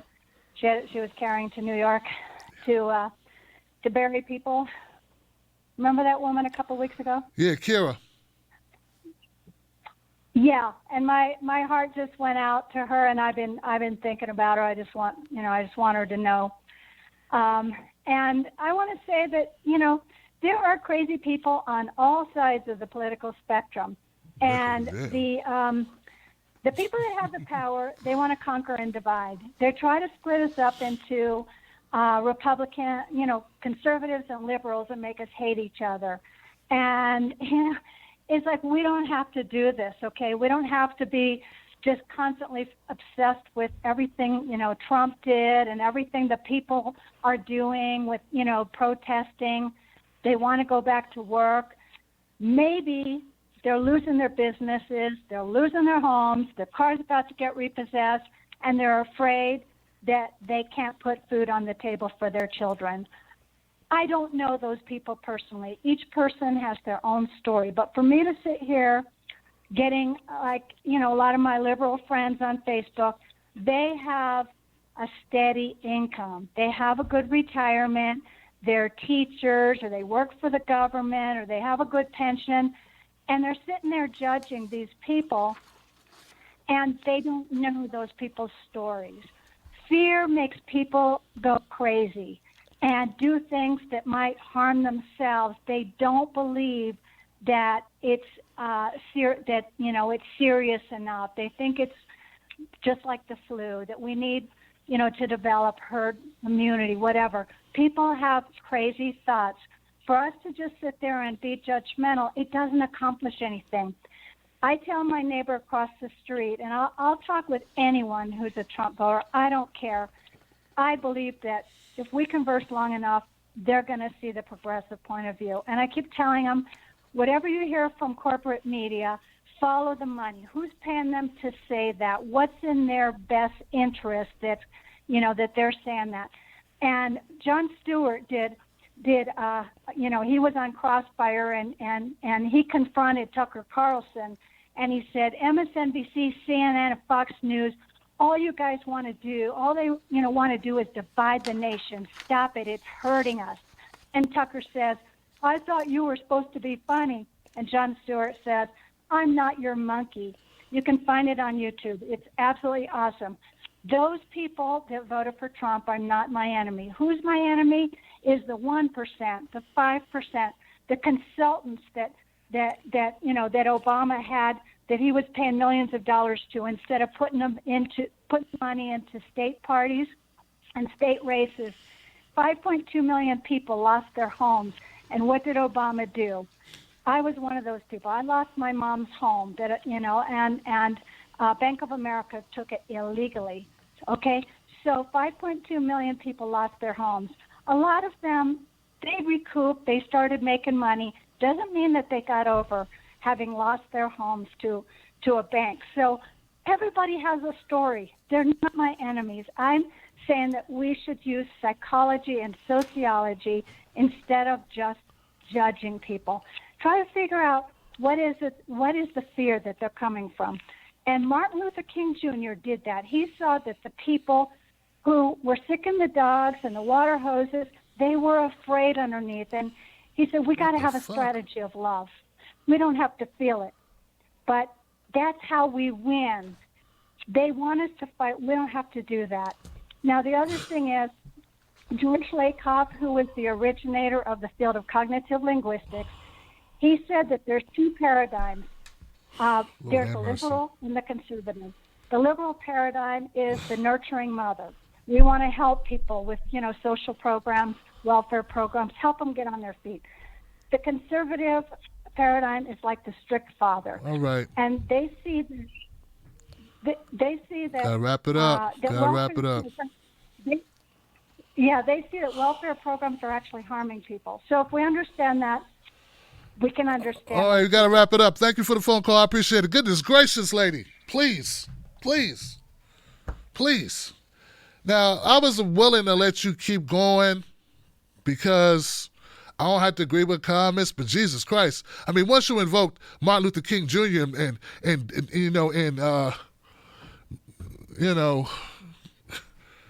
and basically, what's the word for it? Made him a Jesus Christ. Jesus Christ, you decapitated us. You took it. What? Martin Luther King did not find sympathy with people sicking dogs on black people, on unarmed black people in the street. He didn't find any. He gave no quarter to that shit. You need to stop watching and listening to the Lawrence Welk version of Martin Luther King Jr. He definitely did not try to look for the good in the people that were hitting him in the head with billy clubs. No. And of course, there are some people who are really upset. And they're really upset. There are different types of people at these events, okay?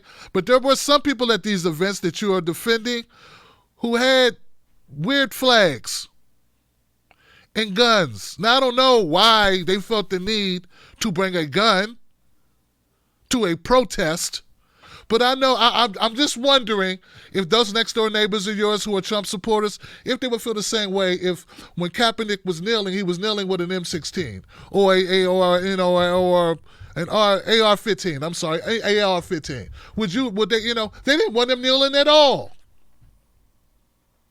So, there's two sides to each equation. And the other thing is, we are talking about a pandemic that people spread. Okay? This is the thing. This is not just like they got a different opinion.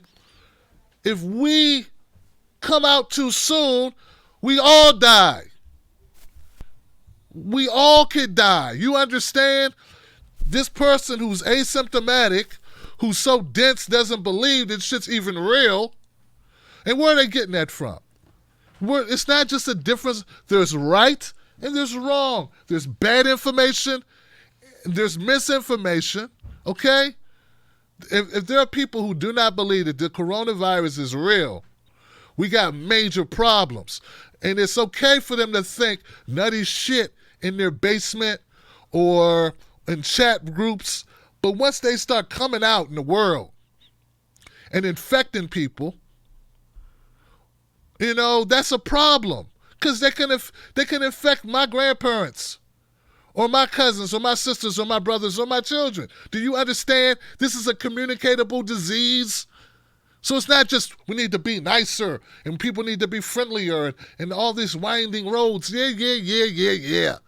I don't care. If a person, want to argue about same-sex bathrooms or they got a different opinion, okay, fine. Someone has a different opinion about if people should have to stand and salute the flag. Okay, fine. We're talking about an infectious virus that you could have and not even know it. We got people in nursing homes dying, lady. We got people on ventilators dying, lady. So, this is serious shit. And not the time to be like, we just all should just be nicer. Yeah, be nicer, but let's not camouflage it. Let's not soften it up. The people are choosing money over health. And people are saying, give me liberty or give me death. But they're not just talking about their own death. It's about the death of others who might come in contact with them. So, yeah, and of course, we feel badly for anyone who lost their home. Let's not mitigate. Obama did bad shit, but let's not mitigate the shit Trump's doing. Trump's putting out misinformation. It's not just a different opinion. The fucker was on the news yesterday talking about disinfecting your lungs with freaking a disinfectant that you would pump into your body. Do you understand? That's not just a different opinion. That's dangerous. That's fucking psychotic. It's lunacy. This is complete lunacy. And I got a problem with people that call themselves the left keep giving a guy a pass. If Bernie Sanders was talking about you injecting yourself with something, then come get the guy. No one would defend him. Even Fox News is like, what the fuck is wrong with Trump? So, yeah, okay. I'm all for the kinder, gentler, more sympathetic approach. I'm all for that. I would like to see that evenly displayed. You know what I'm saying? When people protested in Ferguson, I didn't hear a whole lot of, oh, well, we need to be more mindful and considerate. It was like, get your ass out of the street, Johnson. Lock them up and get them out of the street, Johnson. Like, that's what I heard people saying. Jesus Christ, we don't want to see this. We don't care about just be more polite to the police. What's the problem? Nobody. So we have a great divide, a miscommunication going on here. But once again, I would not care if people have a different opinion. But this is life-threatening illness. You can affect people and not even know it. People getting bad information, Johnson. And those people should be held accountable in a court of law for putting out bad information that puts people in harm's way. If you're going to say this is not a real virus, and you're going to have people using that, people reacting based on that bad information, who will put others at risk, themselves, their loved ones, their children, their grandparents, their parents, this is serious stuff. So yeah, I got to draw the line, man. And please, never don't use Martin Luther King Jr. I hate when people do that. The fuck does he have to do with some dumbass in fucking Georgia, pissed off, North Carolina or whatever, pissed off carrying his gun, talk about give me liberty, give me death, because I want to go back to the hair salon. There are dummies right along with those people who are pissed because their businesses are going out of business. Are dummies going, I want to buy my smoothie. Hell, open a smoothie place. There are dummies like that out there. Let's not leave that out, okay? Right next to the person who's losing the family business is the jackass going, oh, man, I can't get my Jack in the Box burger. Yeah, there's dummies like that. So, yeah, it's both sides, Johnson. All right. Just saying. Let's not go easy on that ass. They need to hear it. All right. And yes, Nancy Pelosi's horrible with her elitist ass showing us her $20,000 refrigerators, twin refrigerators. What an idiot. Please vote for Shahid Buttar and get rid of her. I'm not down with elitist either. Get rid of her. You can be against both. We don't have to neuter ourselves and be for nothing, which is what it sounds like you were for. Let's be for both. Let's be against both the elitists and the dumbasses carrying the AR-15s to protest the schools not being opened. Because the schools can't be open yet. That's how I see it. But I'm going to go to the next call, though. 518. 518, you're live. Hey, Tim. How you doing, man? Hey, how you doing, man? Tim. Good, man. This is Mike from upstate New York. Mike, what's up, man? Thinking. Yeah, you're kind of breaking up here, but I think I'll get through. All these loonies that are around the country, they want to go back to work and they open up the country. Just for instance, by some act of God, if they open up the country and nobody catches the virus, all right, then these people are going to have to freaking run the board, man. Then it's going to be taken over by the imbeciles, and the predatory capitalists are going to they're going to run everything. I'm just saying. I mean, not that I want people to catch the virus. God help, no. I mean, I'm just saying, if they open the country up, and everything goes well, then we're going to be overrun by the freaking dumbasses, man. They're going to run they'll run everything. Them and the predatory capitalists that feed on them. I was just thinking that. That's all. All right, Mike. Well, hey, man. Hey, just we got dummies on both sides. We got dummies on both sides. Man, don't get me wrong. Like, I don't trust the government, but Jesus Christ, man. Like, what are they going to do? I mean, are people listening to what the CDC is saying about this virus right now? I mean, if you say you don't believe any of it, okay, fine. Okay. But are people watching? Like, every day, I'm like keeping up with this stuff, man. This is serious. I was reading one report where they said that we ain't even seen the worst of it yet. That's what I'm reading. I I mean, 50,000 people have died from conditions related to COVID-19. 50,000, Johnson. 50,000. Now, I think what has to happen, unfortunately, is some people who I don't know, who watch Hannity, it has to be somebody in their family before they believe it. Maybe that's what it's going to take. Like, it has to be your brother or your cousin or your sister or your aunt or your mother, your father, for you to believe it. Oh, God, this is real. I had no idea. Like, is that what it's going to take? Well, I don't want it to take that for me and my family. Pardon me. I mean, people think everything's a conspiracy and everything's smoke and mirrors. It would take a lot of crisis actors, Johnson, in a lot of different places, hauling fake dirt. They got Kira hauling fake dirt. They got these people over here, my man Kennedy in New York. There's got fake body bags and stuff. There's a lot of faking going on, Johnson, for this to be fake. I mean, you know how hard it is to pull off a production like that, where everything's faked in different locations, like globally, like everything's fake. Wow. And they already owned it already, Johnson. That's the thing. People think, well, now using this to do this. They already own everything. We're already screwed. We were screwed before this. Let's not pretend that now, with COVID, now we're screwed. No, we were screwed before. The people dying of COVID, most of them were already screwed. They already had the worst health care or no health care. They already had the pre-existing conditions from the water, the food. We were already screwed. So this is just stacked on top of all of the other horribleness that we have been pulling ourselves through, somehow limping through this society with. And don't get me wrong, like, if we could band together, that would be great. But as long as they watch disinformation channels like Sean Hannity, and on the other side, as long as people keep voting for people like Joe Biden,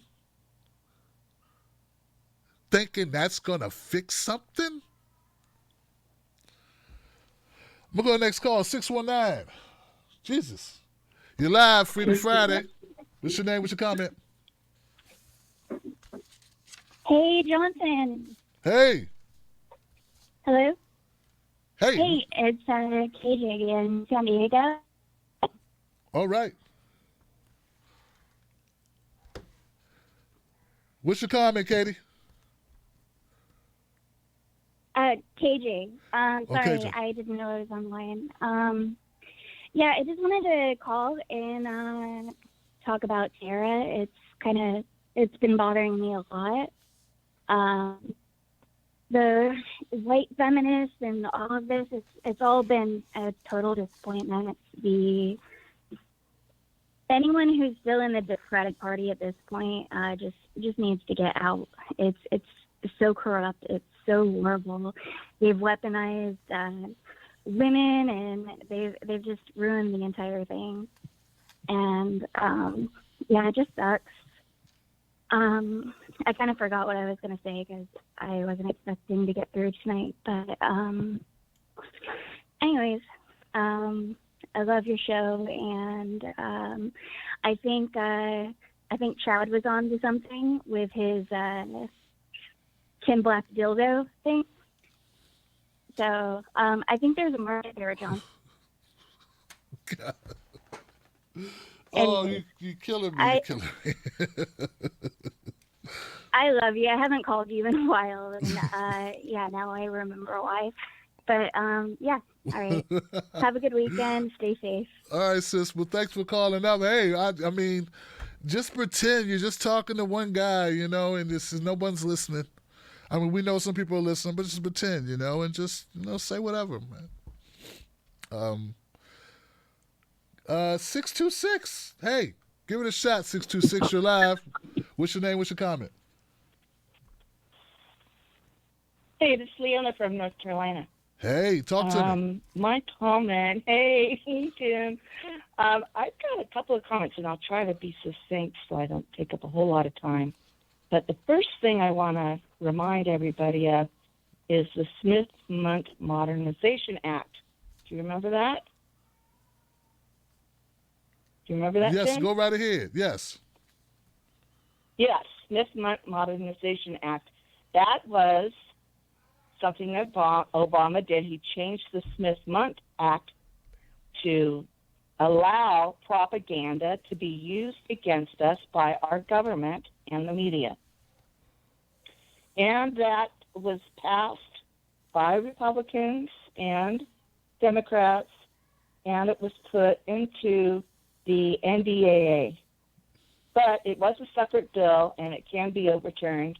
But nobody's even bringing it up. Bernie didn't bring it up, still hasn't. Nobody's, informing everybody, hey, we can't trust what Trump or anybody says, We've got this bill that allows them to lie to us. Trump can say that it's fake news. It is fake news.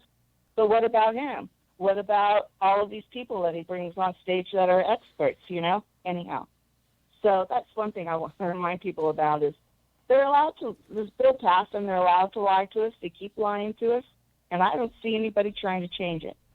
The other thing that I wanted to bring up was that I had the virus in February, and my doctor, one of my doctors, both of her teens had it. And for me, I have several autoimmune illnesses that just kind of freaks me out when they're saying that if you have autoimmune illnesses, that it's going to kill you. Well, I didn't even go see the doctor when I had it.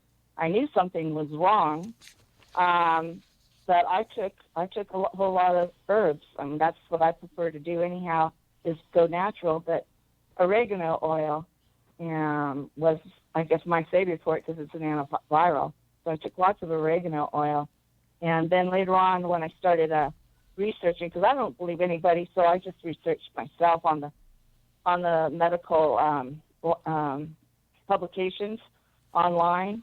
And I actually found that there has been some studies that have been published of using the carbazole and oregano and thyme. So anyhow, I just wanted to say that, not everybody is dying from it. I'm in a county that it's been very few people. I think a lot of the people that are dying from it, too, have had these respirators and been intubated incorrectly and have already been ill to begin with.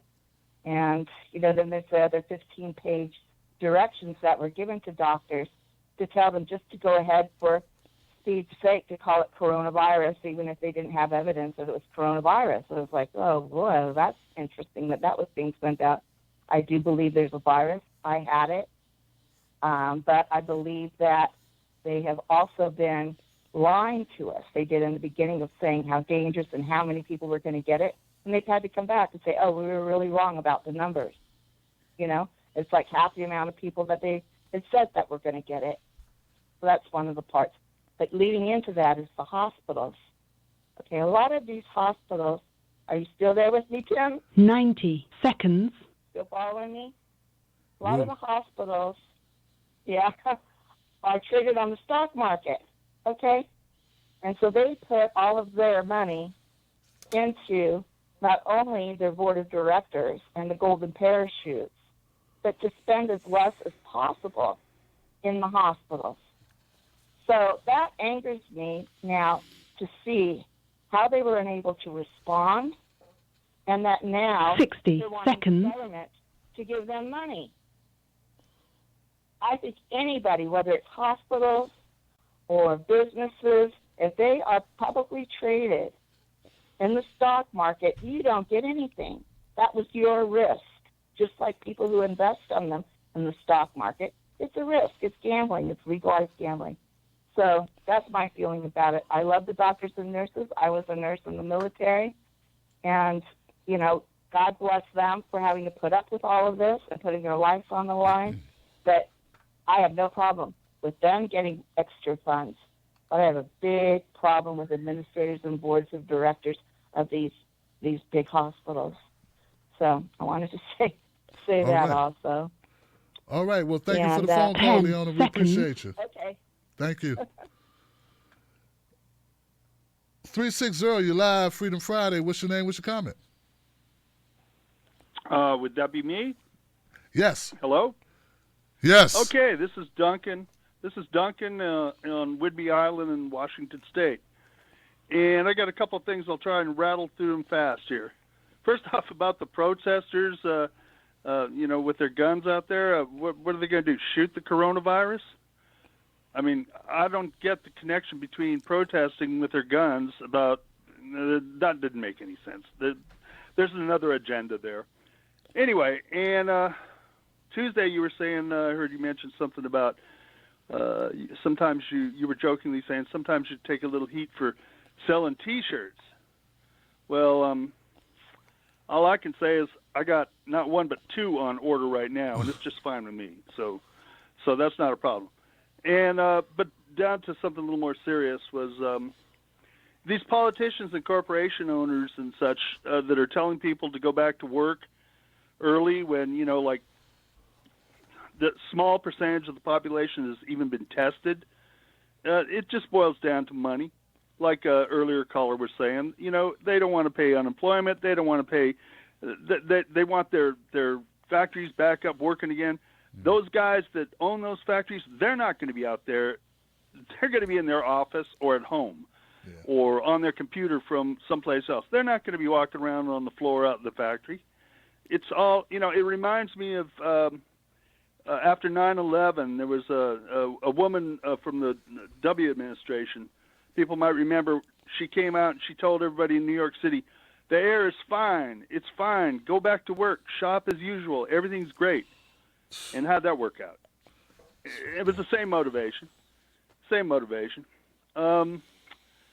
Couple other things real quick, and then I'll be gone. Heads up. Can I plug a documentary on YouTube? Sure. It's not my documentary. I just watched it.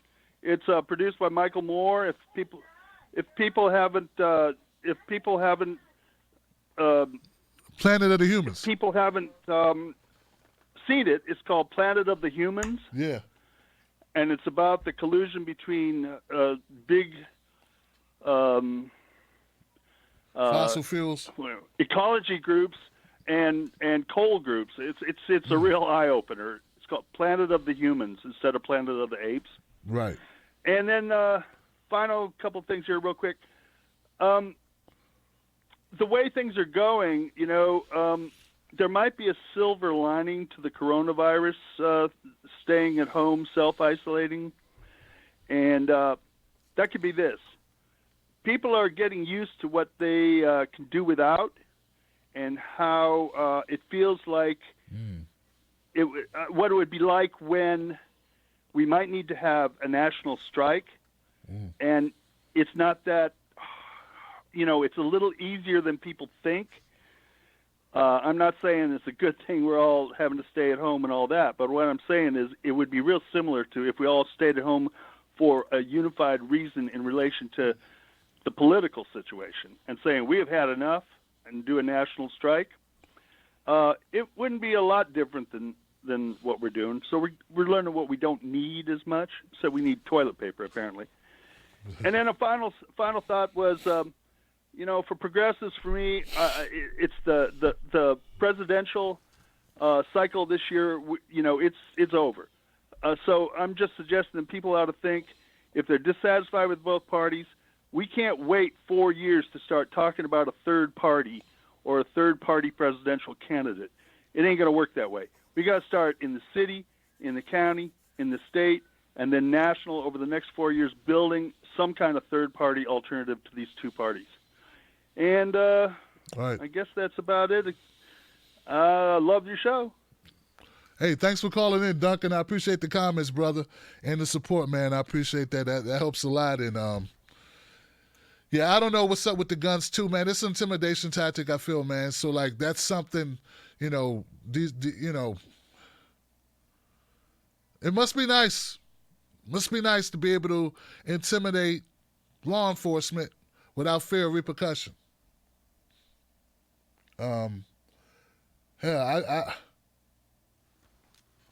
I don't even feel comfortable driving in my car with a baseball cap on, for fear they think I'm some young thug or something and give me, because that's what they think about all black guys. Terrific, man. It really is. But thanks for calling up, man. I do, Duncan. I appreciate you. I'm going to go to 803. 803, you're live, Freedom Friday. What's your name? What's your comment?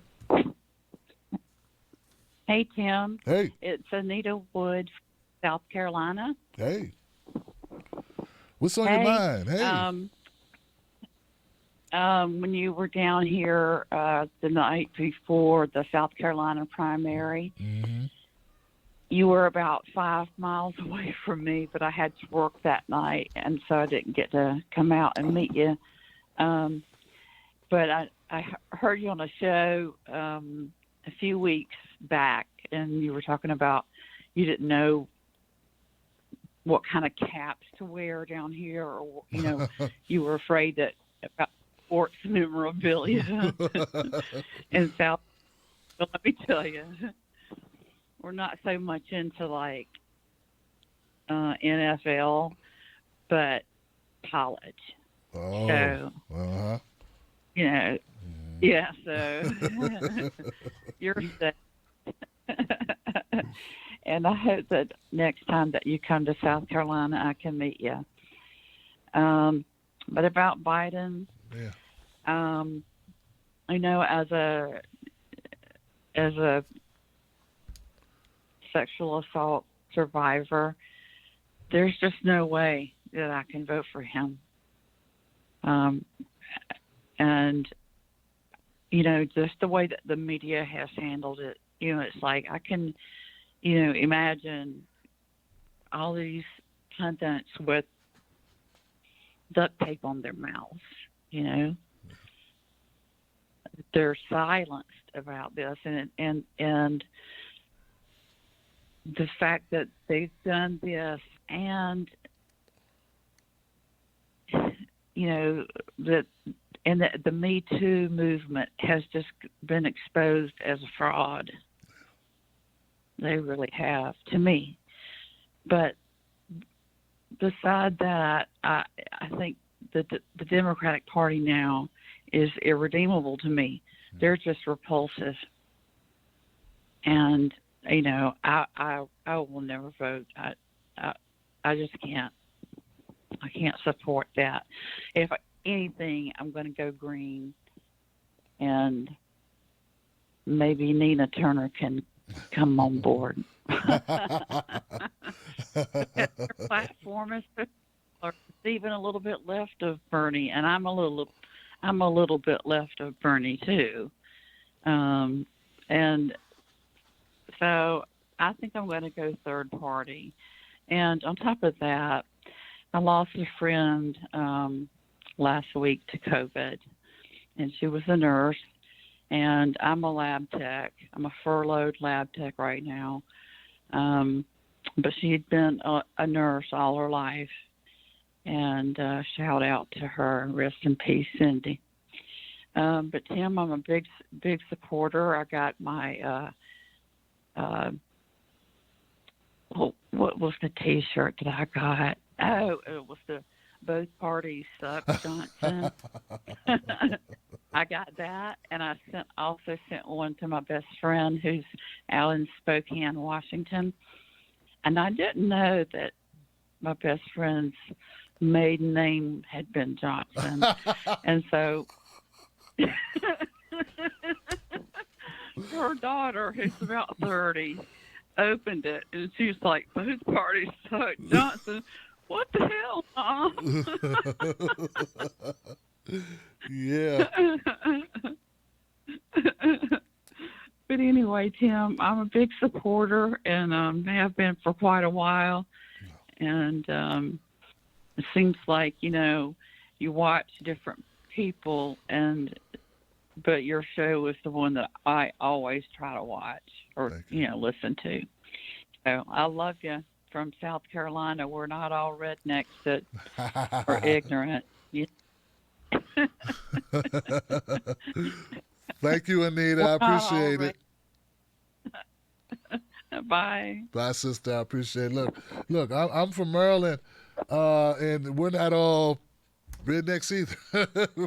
We're something, though. Goodness gracious. I mean, in Maryland, that's where they had look, guys, I'm in Maryland, and remember, this is where this went out today. So never think it's a thing with me with picking on any particular location. Look, this is what they put out in my state today. Alert! We have received several calls regarding questions about the disinfectant use and COVID-19. This is a reminder that under no circumstances should any disinfectant product be administered into your body through injection, ingestion, or any other route. Now remember, guys, I put that out there just to remind you. Maryland Emergency Medical Enforcement, whatever that is, they got so many calls. They were trying to stem the tide of calls of people calling from Maryland, asking, should they drink bleach?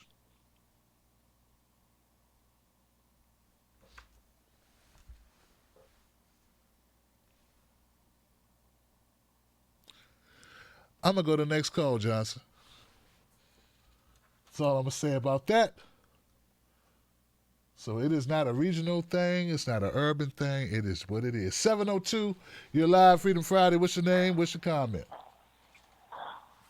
Hey, Brother Tim. Hey. Brandon from Vegas, or Neo in chat. Hey, you added something to what I wanted to say. If they're dumb enough to think about drinking bleach, maybe it's not such a bad idea. But no, don't do it. Don't do it. But I called to debunk some crap because there's been way too many conspiracy theories. The 5G thing. 5G operates at 24 to 90 gigahertz. It can't penetrate your skin. It can't get inside your cells. It can't go through a leaf or drywall. It is harmless to you, and it has nothing to do with coronavirus. Stop it.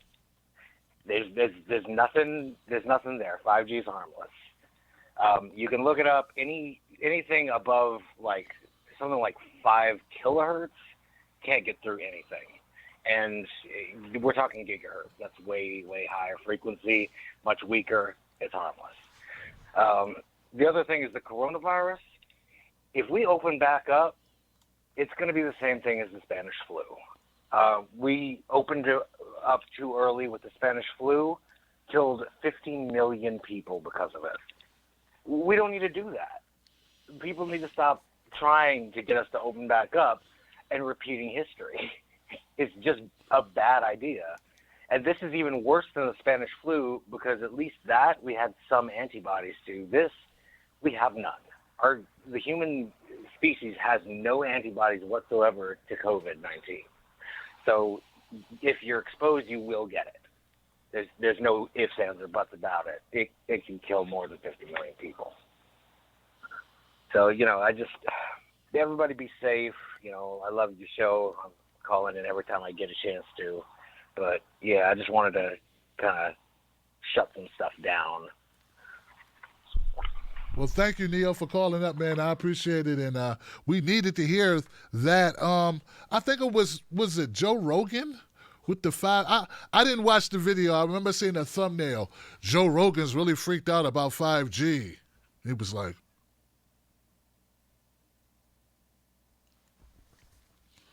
I didn't watch the video. And I hope I got that wrong, but I don't think I got the title wrong. But, sometimes they make the title look like one thing, but the video's about another. It's slightly different, so.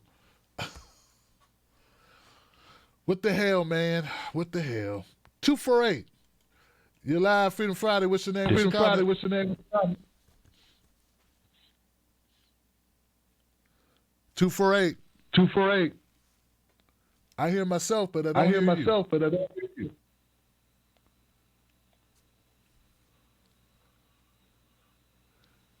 Three, 2, 1. All right, 545. Hello? Hello? All right. Mute. Yeah, that was you. Yes, That go, was go, you. Go Yes. right ahead. Go right ahead. And cut down your radio, And cut whatever down it your is that you're radio. playing.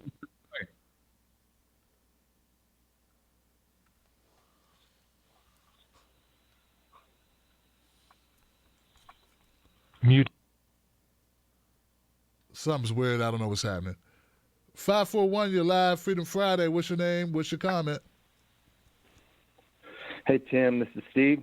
Hey, what's up, man? Not too much, man. Hey, I've heard a lot of people talking tonight about all these people voting for Biden, and if we could only get people to vote this way and they're voting that way. And, you know, I just don't buy it. I don't buy that someone with no ground game, no money, going into Super Tuesday, got all the votes. I just don't buy it. I think that there's tabulation issues, and I just don't buy it. That's basically it.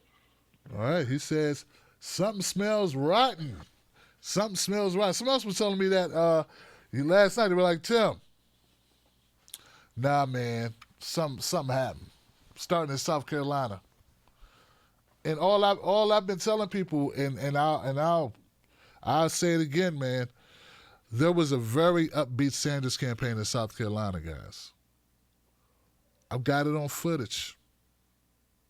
I interviewed Nina Turner in South Carolina. I interviewed Ro Khanna. I talked with Danny Glover. Everybody was upbeat. Pumped. Feeling good. You know? And then how it turned out? Blowout? All right, I'm going to go to the next call. 541. You're live, Freedom Friday. What's your name? What's your comment? 541. Is that me again? Oh, I'm sorry, Steve. My bad, brother. Thank you, brother. My bad. You were so quick, brother. I didn't write down that. Yeah, my bad. 773. You're live, Freedom Friday. What's your name? What's your comment? Hello? Hey. You're live. Can you hear me? Yes. This is Tina. How are you, Tim? I'm good. How are you? I'm from Chicago, and I'm calling to say hello, and I've been listening to you for since 2016, and I'm not a phone person, but I just had to say hi. I'm not going to go off on a long tangent. I'm just trying to ask, like, what do you do when people you know, whether it be a loved one or a friend that you care about deeply, and they feel like they're an exception to the quarantine rule? Wow. Wow. Do they live with you? I'm trying not to be judgmental. But I have a good friend that I thought was a good friend. She lives above me, but she's a flight attendant. And she just had a guy over last weekend. I'm like, okay. And then not only that, but she just has people over, and she just does whatever she wants to do. And I'm like, okay.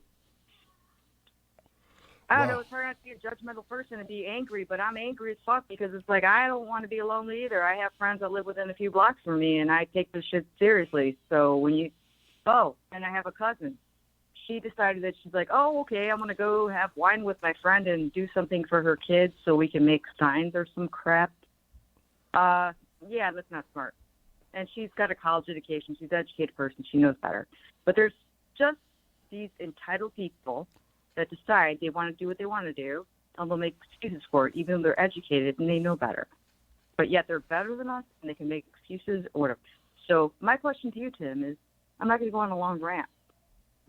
I just want to ask you because I trust you, and I think you're a great person, and you keep me sane. Your show, seriously, you make me laugh. You have great facts, and you keep me sane. Your show keeps me sane.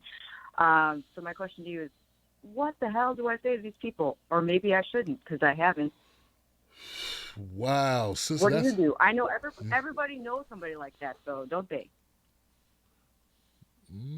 Not as bad as what you described. That's pretty bad. But I can tell you this, like I do. Thank you for the phone call. I appreciate it. And thank you for the kind words too.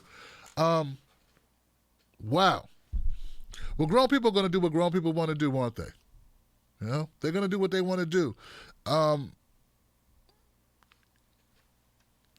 If it's somebody I really cared about, I would impress upon them that I really care about them. I say, hey, I really care about you. I would like for you to be around. You don't know who your friends have been around and what they've been doing, and then you bringing them in. That's not what they're suggesting you do, right? I care about you. Like, I come from that aspect. I would also resign to the fact that you can't stop people from doing what they want to do. But if I was going to have a conversation, it would come from the point of view of, I care about you. This is what I noticed. Please be safe. Please be careful, because you can have it, or they can have it, or somebody they know can have it and not know they have it, and give it to them and then give it to you. And then, and I want you to be around because I care about you. That's the safest play. If they push back, you'd be like, okay, cool. See you after quarantine. What else can you do? Maybe somebody else has a different suggestion, but I think that's the only route. That's what I would do. And currently in my life, I don't have anyone that way who was, that stubborn. My mom and my stepdad, my dad, my brothers, they're doing what they need to do. My sister, she's doing what she needs to do. So my friends, they're good, So far, we're taking precautions and being really careful. Mostly staying in the house. And this thing is, like in the beginning, there were some that were a little reluctant, My brother was a little reluctant at first because his job requires him to go out and, see people. And then he slowly, had to modify because it got real to him too. It's like, things just got worse. So let's see what some other callers think. But that's what I think. That's the direction I go with it. I hope that helps.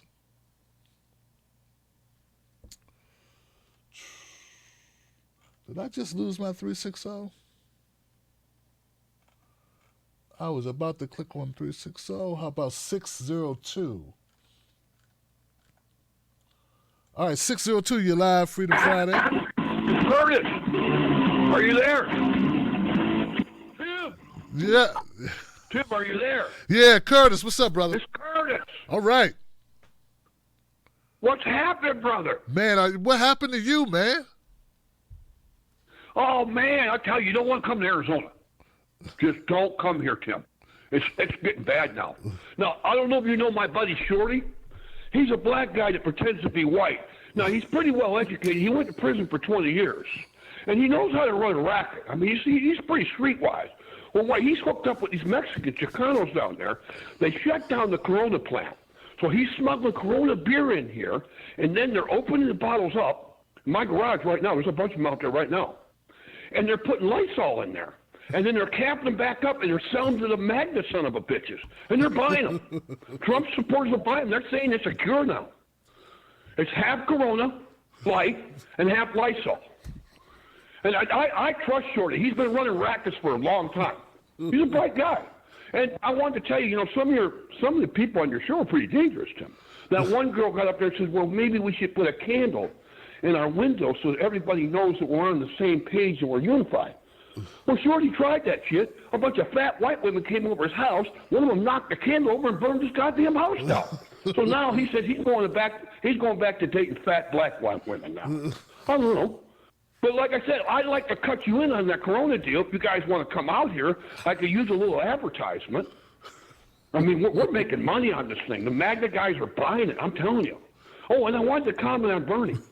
Well, what I found out about Bernie Sanders was they did a trash can beating on him, the Trump supporters, and then Joe Biden, that nasty hair-sniffing freak, they got him up on the circus clown ledge, and they threw him off. Well, Pocahontas was supposed to be down there to catch him in the net, but Pocahontas wasn't going to do it, and I found out why. She had these Indians out here picking up arrowheads, and they were going to make high cheekbone implants and sell them to them fucking freaks in California. When Bernie found out about it, he couldn't get a piece of the action. That was it.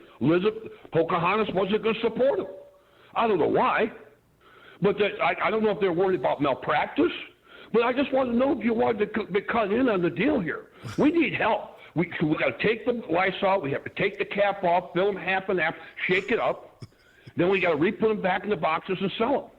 I'm telling you, this is a money maker over here. And the Magnus son of a bitches, oh, shit. You could sell them son of bitches nothing. All you got to do is wear a Trump hat.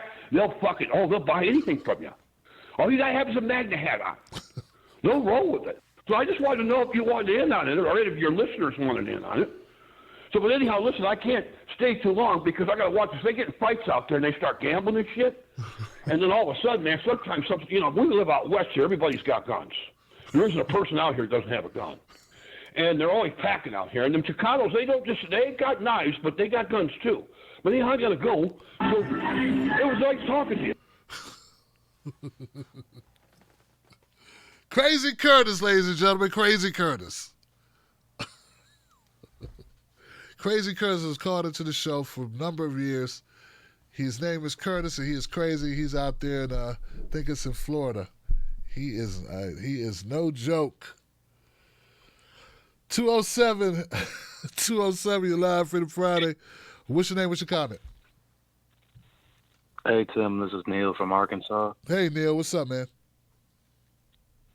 Well, I don't know. I know everybody talked about the Tara Reid thing, but, I mean, there was something that really got to me about that. Like, I mean, I believe her and everything, but, like, my mama, like, she was, like, pretty much got me into politics from, like, since I was a little-ass kid, and she's got a PhD in women's studies, and she was on that, like, oh, I don't believe that stuff about Joe Biden, and Tara Reid's a Russian agent and all this crap, and I was like, wow. Because this woman, like, dedicated, like, 12 years of her life to, like, studying, like, feminist theory and shit, and is out there with all that nonsense, and it really, like, it I don't know, it got to me, man. Like, this is the last person in my life I expected to, to buy into that politicized crap about believing women about sexual assault and shit, Mm-hmm. Well, has she heard the new allegations? Did she hear the new tape, the Larry King tape? I'm going to play it for her tomorrow. Okay. A couple of days ago, she told me that I was under the influence of the Russian government. I was like, Mama, you are so full of shit. Oh, my God. Yeah.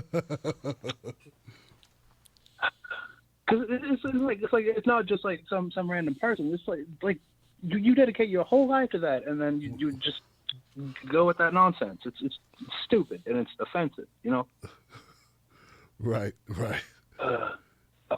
One more tiny little thing, and I'll let you go. All those protests, like reopen the country and all that shit. There was a thing I heard on another program. This article by this blog about computers and security, and it's called Krebs on Security. It's a well-known, credible blog by this guy. His last name is Krebs, Krebs, who follows all this stuff, and he was finding that all of these websites like Reopen, like this or that, Reopen Wisconsin, Reopen Cleveland, et cetera, a lot of them were put up in the last few days, and a lot of them were put up like astroturfing, like when you make like a fake grassroots movement like they did with the Tea Party and all that nonsense that what the GOP did to counter Obama. So I would encourage you to check out Krebs on Security and read their article about all those Reopen sites, because it's a really good article, and he does good analysis. He makes it very accessible to people who are not computer folks like myself. All right, brother. Thank you, Tim. Thank you, Neil. Thank you for calling in, man. I did some research on a couple of them myself, and it turns out that Betsy DeVos, your education secretary, her family had donated large sums of money to a couple of these organizations, a couple of these groups. It's just, yeah. So, and then it's a little further than that, just about how they allocated funding.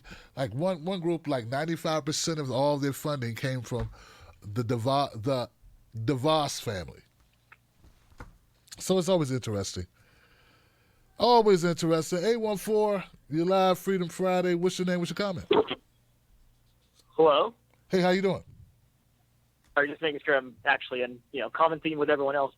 Anyway, it's Cameron from Pennsylvania.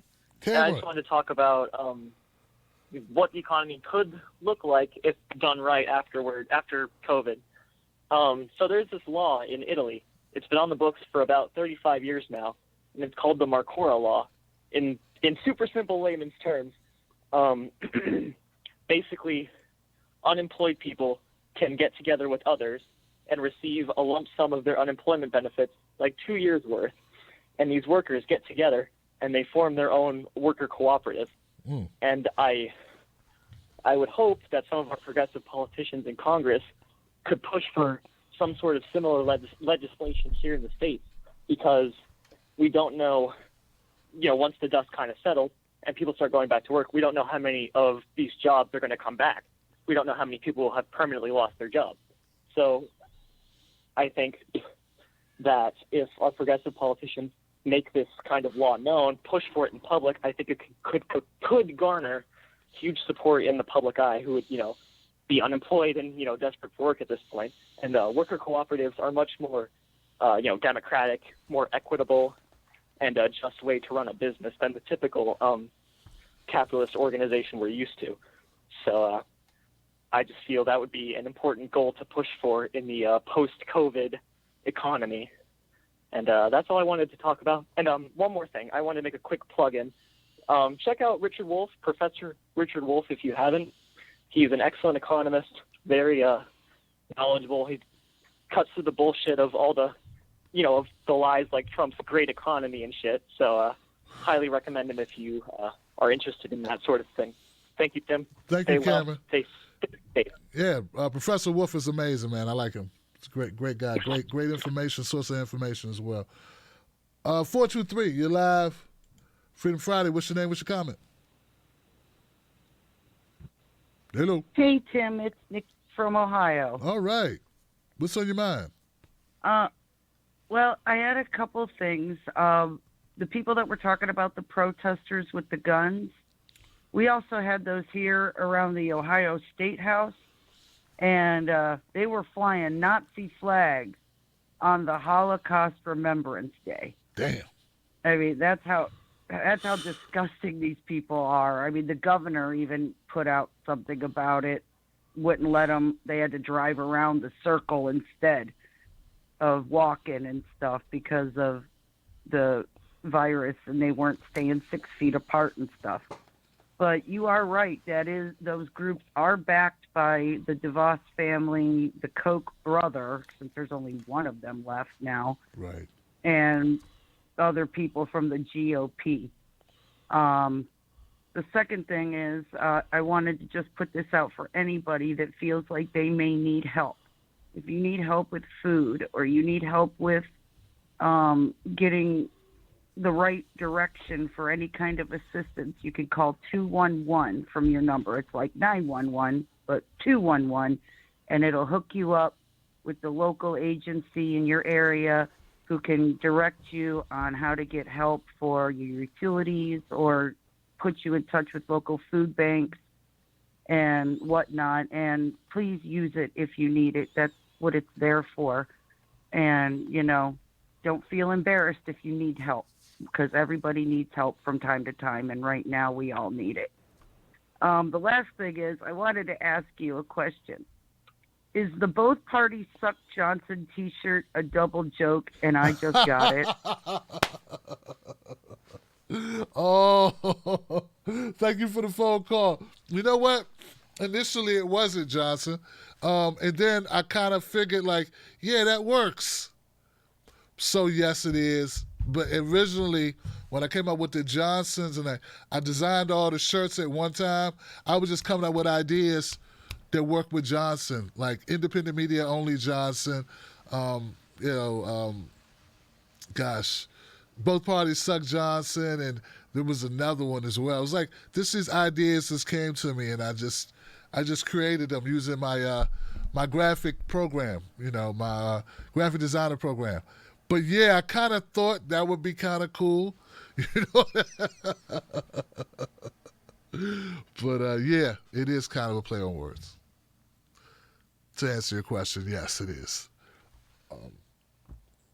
Kind of backed into it, though. I didn't. Well, no, I didn't actually. I didn't back into 253. You're live, Freedom Friday. What's your name? What's your comment? Hey, Tim. Can you hear me? Yeah, I got you. How you doing? Doing good. I called in a few times before, and I appreciate you, the work that you do. Sure. I just want to say, talk a little bit about the Democrats and their aim to get rid of Trump. I've been thinking about it more and more, and I feel like a lot of us on the left, I'm not talking about you all, I'm just talking about just people just on the left trying to get our news and trying to figure out why things are turning out the way they are, why Joe Biden is a nominee. And pretty much we all need to stop acting surprised. Like, man, like we've had just about 4 years to make sure we've had a good Democratic candidate to go against Trump. Why is he our only option? At the end of the day, the Democratic establishment, it wasn't about getting rid of Trump. We need to stop fooling ourselves into thinking like that was our ultimate aim here. They saw what the movement was about to bring: universal health care, free college tuition, fighting against politicians that were taking in corporate donations and all that. They saw what type of dilemma Bernie Sanders was going to bring over to them. This was, for the Democratic establishment, it was just about stopping Bernie. That's all it was about. So when we started questioning, like, damn, like, well, like, so what's gonna? At the end of the day, these politicians like Elizabeth Warren or Joe Biden or Nancy Pelosi, all these people, they have their health care. They don't, like, this isn't like a lose-lose for them. If anything, they get to complain for another 4 years about the Trump administration and try their aim for political office or keep on doing with the same bull crap for another 4 years. So, like, at first, my friend, she put me on to all this stuff. And at first, I was surprised because I'm like, man, don't these people want to win elections, or don't they want to, like, help the American people out? Because I wasn't as woke as just, like, how terrible the political atmosphere was within our country, or how corrupt a lot of our politicians are. But at the end of the day, these people, like, whether Trump leaves or stays in office, it was just about stopping Bernie Sanders. That's all it was for them. And I also want to go on to something that I've been seeing as of recent, and I'm glad you've I haven't watched your full videos, but I'm glad you put it out there. Like, we need to be careful about the left eating itself. In regards to AOC, Bernie, like, I've been seeing people call them traitors, seeing people like traitors to our movement. We can never trust them. Oh, they were never serious to begin with. Mm-hmm. And I'm not saying we shouldn't hold them accountable and, like, have a cult of personality to them, but we shouldn't be so quick to throw them underneath the bus. We should be proud of the work that we've done and also learn from our mistakes. At the end of the day, though, we need to understand that I was listening to an interview about Angela Davis and all that. She even says, when she was talking about civil rights activism and all that, like the civil rights leaders, she said, focus, like, well, we should pay attention to them, but we should also look at the movement behind them. When we start putting all our, like, attention and all the weight, like, on these political leaders and all that to be our saviors, that's problematic within itself. Yeah, it is. We need to be organized. We need to be organized collectively as the working class. And, like, with that entails so much. I mean, I know you have so many other callers, but I think you get where I'm saying from that. Like, Bernie Sanders, I have all the love and respect. And that's not to say that Bernie Sanders doesn't have criticism. He definitely does. Same with AOC. But I have a lot of love and respect for both of these progressive progressive leftists that we haven't had in the country for a long time. And just one final thing, I love all the work that you do, man. It makes me want to create my own podcast with some of my friends back over in PG County, over in Maryland, and talk about the issues plaguing our communities. Thanks, and I hope you continue to fight the good fight, Tim. Thank you, brother. I appreciate you. And do it, man. Just do it. I don't care what you start with. Don't wait till you got the right equipment. There's no such thing as the right equipment. Believe me, no matter what you do, it's going to be something newer and shinier that you think it's going to make your show go to another level, and it don't matter, man. I mean, I started just doing it with my smartphone, like in a room with a white wall. Or was I in a garage with a white wall that needed work? It was an unfinished garage.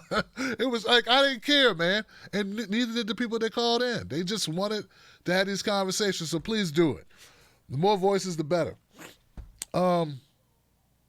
Thank you for saying that we don't need to eat our own and that there are other issues to take up besides tearing down one another. It's become a pastime, frankly. And I agree, no one's above criticism. But if all you do is criticize, what does that make you, Johnson?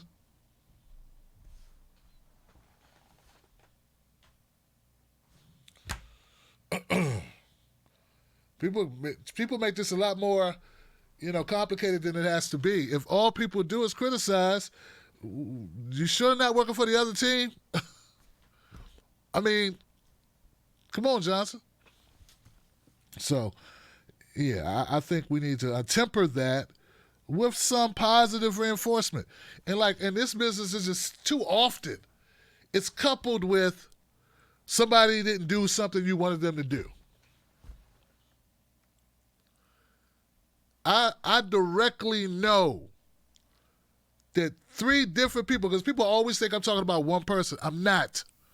There are 3 people that I personally know who wanted to work with the Bernie Sanders campaign, were rebutted, and then became anti-Bernie. And what with other candidates? Okay? So, hey, it is what it is. So that's not just one person, Johnson. Everyone's always like this. Why are you picking on this one? No, I'm not even just talking about that one person. It's because I'm not giving you names. What I'm telling you is that too much of that is what I saw, which led me to push back and start fighting back. Because I actually believe in this movement, and I actually wanted to see it be successful, and had a problem with shutting up and letting people just do what they were doing. And I also know other people wish they had the courage to go after it and to put an end to it and try to combat it. But they were actually more concerned with their bottom line.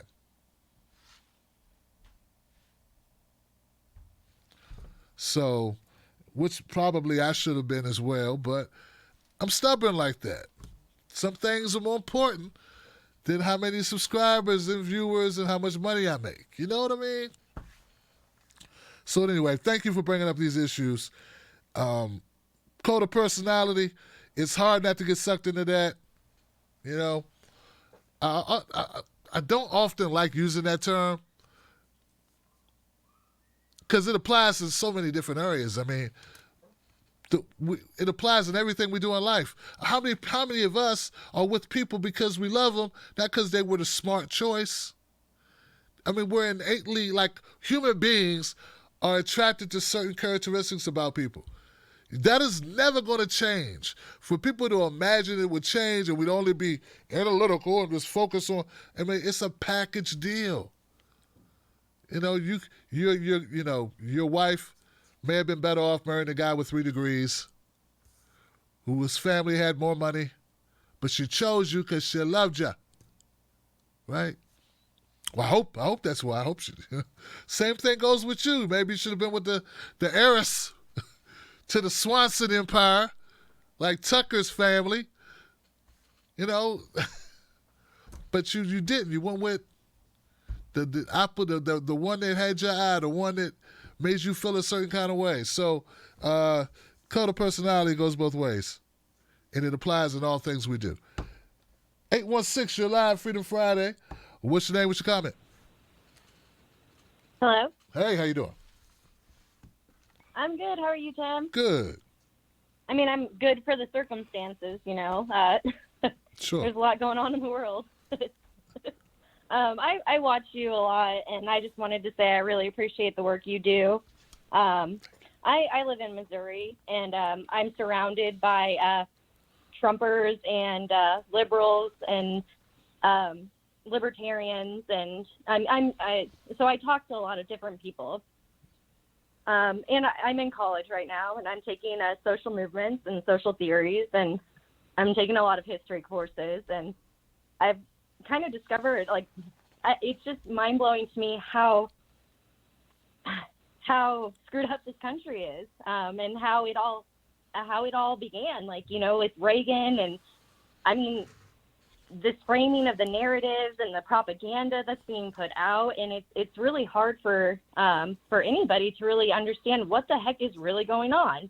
And I feel like you're one of those people that actually speaks the truth, and I really, really appreciate that.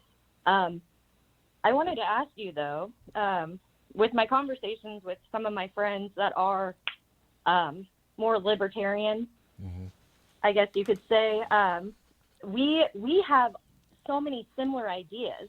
You know, we agree that everything's screwed up.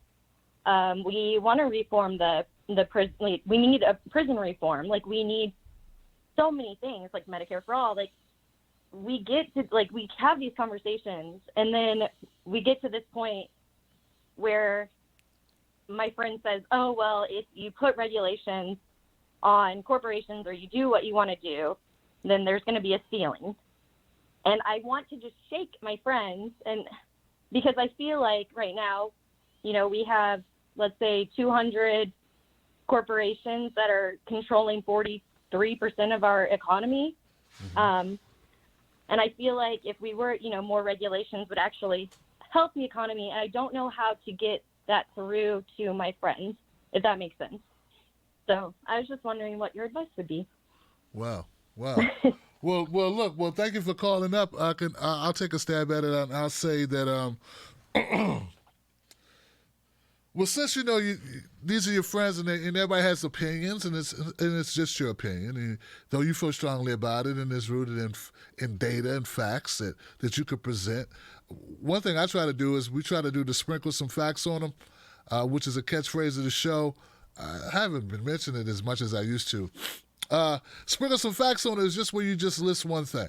So what I would do is list that thing that kind of ties it together for you, something they can read, maybe an article that you would send them, something that you can give them the opportunity to find out more information and let them convince themselves. Because it sounds like they're pretty informed people that, you know, basically have consumed a certain amount of information that's framed around a certain type of ideology that already has them pretty much down a road. So the likelihood of you coming to, you know, to have a conversation with them and them all of a sudden having an epiphany and kind of backtracking away from that is pretty slim.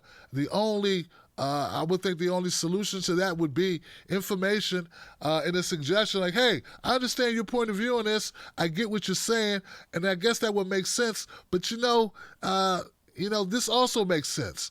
And blah, blah, blah, blah, blah, blah. And you know what? Check it out here, and maybe you can compare the two and see what you think. Because this is what I think, because it agrees with this that you say. But there's other issues. There's other sides to that you might want to consider because you're so well-rounded and informed. And then I would leave the onus on them to pursue that information. And find out for themselves. There was also a catchphrase I used to use: a man convinced against his will. Well, a man or woman convinced against their will is of the same opinion still. So you trying to convince them ain't gonna work, which is what you were alluding to earlier. At least this way, you're accepting the premise that they're gonna have to change their own opinions, and that's it. So that's what I would do. Sprinkle some facts on them and get out of there. Get out of there. And for you, in your case, the fact would be, hey, go read this from The Intercept, or go check this out on blah, blah, blah, and just forward the article. All right, Johnson. Great people, great comments. It looks to me, and tonight, I shortened my monologue, right? So that's probably why I was able to get everybody in. There were a couple callers that didn't answer when I went back to them, but I think maybe they were just listening to the show. But at any rate, I'm glad that I was able to get all the callers out of the queue. Everybody had a chance to talk. I didn't lose it. Maybe once or twice I went in a little harder. But moreover, it was pretty substantive show tonight. So that's always a beautiful thing. Don't forget, this show was brought to you by you. You make this show possible. If you like this show, well, thank yourselves, because it's not funded by any political organization. Betsy DeVos ain't funding this show. The Koch brothers ain't funding this show. The Turning Point USA is not funding this show. Neither are any liberal organizations funding this show. Okay? Soros is not funding this show. Neera Tanden is not funding this show. None of that. So this is user-based, viewer-based funded media. So that's why we do it, guys. So become a member of the Tim Black Wolfpack. Become a member of the Tim Black Wolfpack. Go to patreon.com, Tim's Take Live. Hit it up. And $5 a month, man. You know, if you could do more, do more. But that's, you know, that's the baseline. And they take a little cut of that. But the bulk of that comes to the show. And that's how we do the cool stuff we do. So, yeah. Now's the part where I'm going to phone lines. Now I'm going to read the comments from people who made super chats and they left comments that they want me to read.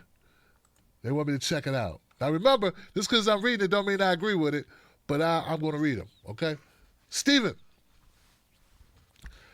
Oh, this was an earlier one. Steve said he couldn't wait to hear what I had to say about Donald Trump, the mess he got into about the damn disinfectant. Thanks, Steven. Progressive Geek, thank you, Progressive Geek. Anthony, Flint water poisoning, corruption deeper than known. Very true. Jordan Sheridan has been covering the Flint water crisis for a number of years now. So check him out on Twitter. LaTanya Bailey, trying to take Bernie off vote in New York City. Cornbread. I read that. Someone DM'd me that information. That they were trying to, actually, I know exactly who it was. John Cusack. John Cusack DM'd me today about Bernie in New York. Follow John Cusack. He's a strong Bernie supporter and a hell of a good guy besides being a talented artist. John Cusack on Twitter. Maker of Things, YouTube got nasty cornbread. I don't know what that is. Okay. Thank you, Maker of Things. Azad Mikim. Azad Mikim, thank you for becoming a member. Sheldon Hughes says, what a great way to spend a Friday evening, Johnson. We will fight back. Yes, we will. Somebody was asking, Tim, what are we going to do? Are we going to give in? Hell no. We're not going to give in at all, Johnson. We're going to keep going. FemiBot. Welcome to the Tim Black Wolfpack, FemiBot. Thank you for joining. Gray Matters. Pollution's down. City skylines are beautiful. Oh, a little ramification of us not being out there, huh? I saw something with the animals sort of like taking back over a little bit, like coming out more, which is a good thing. Mother Nature kind of rising up a little bit, you know?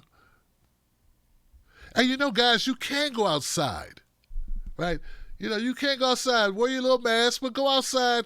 Go for walks. You know, don't be afraid to go outside and get some fresh air, okay? Wear your mask, but go outside. It's good for you. And I've been taking the advice of a Dr. Campbell, and I ordered some vitamin D pills. Vitamin D is very important for your immune system. So I don't know if it's doing anything for me, but I figured it's a supplement, and it's a vitamin, so it can't hurt me. It's unlike Donald Trump. He's not, Dr. Campbell wasn't suggesting I take Clorox tablets. So, or Mr. Clean sponges. He wasn't suggesting that I scrub my intestines with Mr. Clean magic erasers. So maybe this will be okay. Oopsie says, there's so many media shows spreading discontent. Tim brings us hope and support. Yeah, I don't know why they do what they do, but I know we're going to keep doing it the way we do it here, okay? As a friend told me, the first thing a runner does in a race is they look down and make sure they stay in their lane. That's what I'm trying to do, Johnson. Steven, thank you, Steven. Buck Bewley, Buck, my brother. What's up, Buck? Buck says, show Tim some love, challenge, call out to the Wolfpack. Match the $10 I put in. If you love the show, rain some dough. Shout out to Mrs. Black for her help with the buttons. Buck, you smoothie. Buck, you smoothie. Thank you, Buck. She did put a lot of work in. She helped with those buttons tremendously. And I couldn't do what I'm doing without her help. So shout out to Mrs. Black. I want to give a shout out to my moderators, too, in the chat. Rev Marie, Eli, Buck, gosh, on the Facebook side, Rose,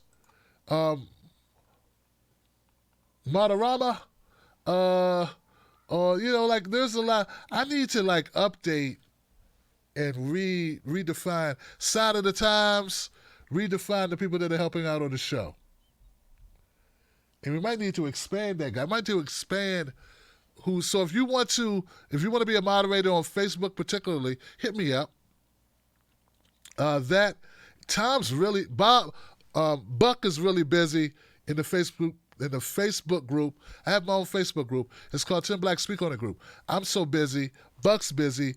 I think Joy is busy. So I kind of need somebody to take over in that group if you're interested in that, as well as moderating, doing live chat shows, just to keep the trolls down. I understand last show on Facebook was overrun with trolling.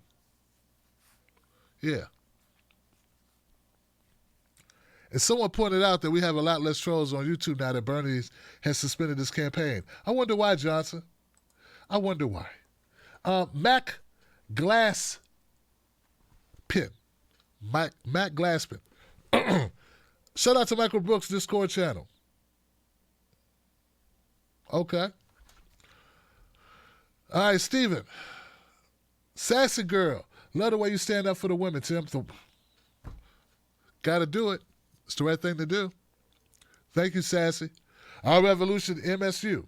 LBJ was no FDR, but with popular pressure, some major progressive gains were made.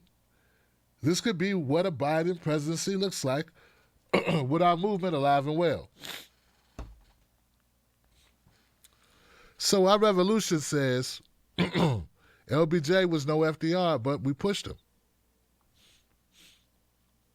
All right, something to consider. Sheldon Hughes says, great call, Karen. Jared Smith, the revolution's coming one way or another. Finn Bach, general strike after the lockdown, of course. Of course. Valerie Scorsese, new member. Thank you for joining, Valerie. We appreciate you, Valerie. Pam All says, Tim Black represents the best of America. So does the Wolfpack. We are all in this together. We're building a great community, and I could tell you, my callers make me better, and hopefully I do the same for them, and we feed off one another. So that's why I love what we're doing, and I'm excited about it.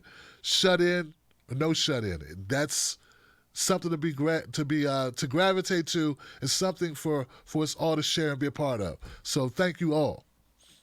Oopsie, our brains need washing.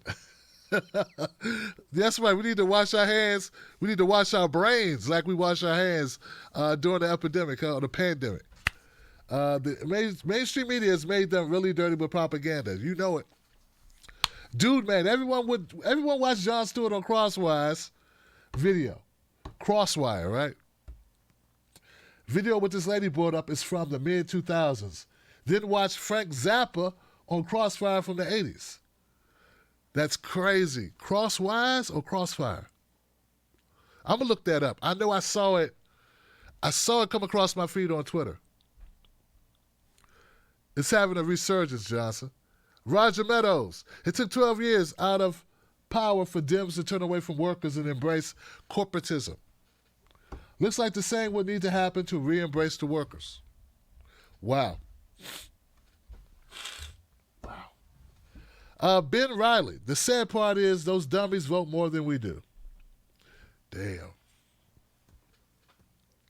Amen. Who'll be the first truly progressive indie news channel to address the truth shown in Planet of the Humans? How renewable energy is catch-22. You know, I started watching that yesterday, and it was like they had to use more energy, fossil fuel energy, in order to run like the renewable energy. Is that what you're alluding to? Amen. Wow. True Grace. Would it be nice if everyone listening could drop at least $2 for TBTV before you leave? Wow. That's something. That would really pick my spirits up. Dora Hurtado, thank you. Stargirl, thank you, Stargirl. Thank you, Latanya Bailey. Got my no Joe button. And both parties suck, Johnson. Ahoo. Thank you for using Blog Talk Radio. Goodbye. Rebecca V, welcome to the Tim Black Wolfpack. Thank you, Rebecca V. Ty Savage. I'm still on the line, Johnson. Damn. Really? 248?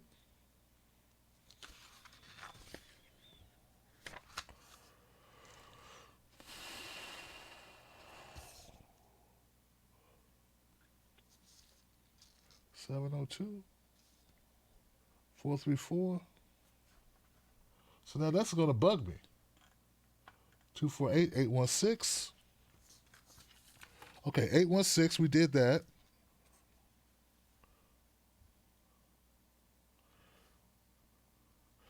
$248 didn't answer. Maybe 248 wasn't there when I picked them up, and then, hey Ty, put your answer in here for $1. Put 99 cents. Put your answer. Put your question in or your comment. Whoever that person was, Ty, put your question in here, man. David, thank you, Tim. Always don't let the Biden bots eat your cornbread, Johnson. Thanks, David. I appreciate you, man. Amanda, thanks for being you. Schultzy 100, you're still number one, brother. Always a great show. We try. Let's see what Ty has to say. Ty. Definitely not my 561. Oh, shit.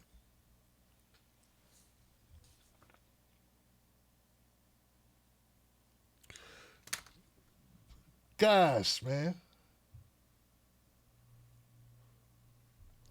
561. I'm sorry, guys. No way I could get back to it, Ty. Wow. Okay, you're right. I didn't hit 561. At least it's not on my list here. You simply got overlooked, my friend. Definitely inadvertently. You want to, well, just type it. You've given a couple super chats. Just type it in the actual comment section, and I'll read it out for you. I know it's not the same, Johnson, but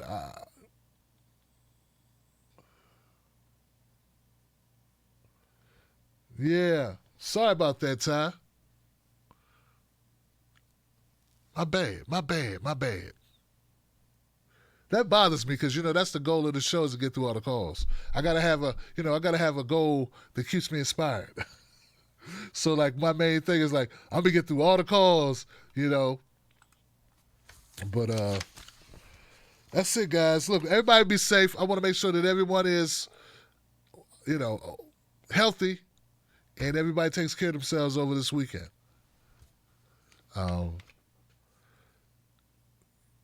Do some FaceTimes with people that you can't see. Do some FaceTiming. That helps. I do that with my mom. And what else? Yeah. And maybe we should set some other goals too, like a book you want to get through. I took a masterclass course, masterclass.com, and it took a lot of looking, but I found a teacher that I'm actually very interested in. So I'm trying to pick up new skills. Never too old to learn something new. So I suggest that. Anybody out there? So look, guys, we'll be back soon. I'm trying to break this up into videos, do some stuff over the weekend. But got nothing but love for you. Wish you the best. Don't let anybody take your cornbread. Sprinkle some facts on them. Don't argue with them. Sprinkle some facts on them.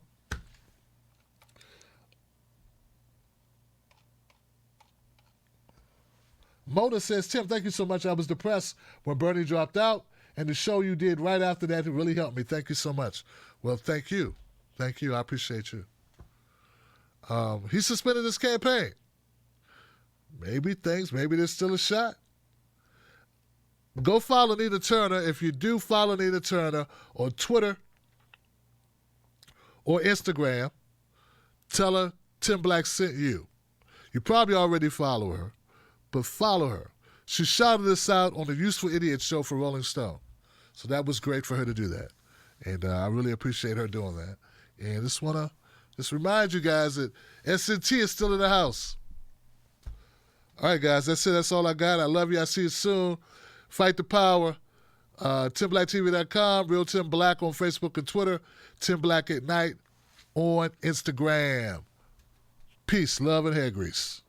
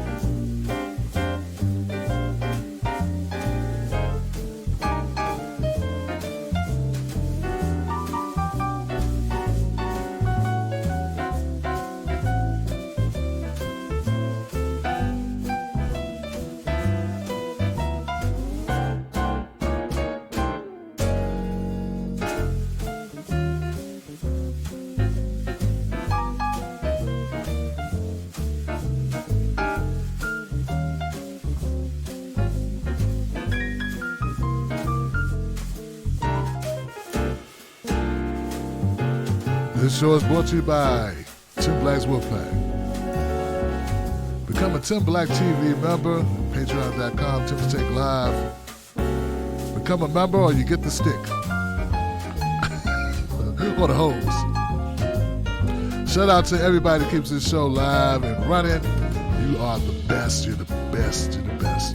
Thank you so much. Be safe this weekend. I don't want nobody to get sick. Take care of yourselves. Wash your hands. Much love, Gigi.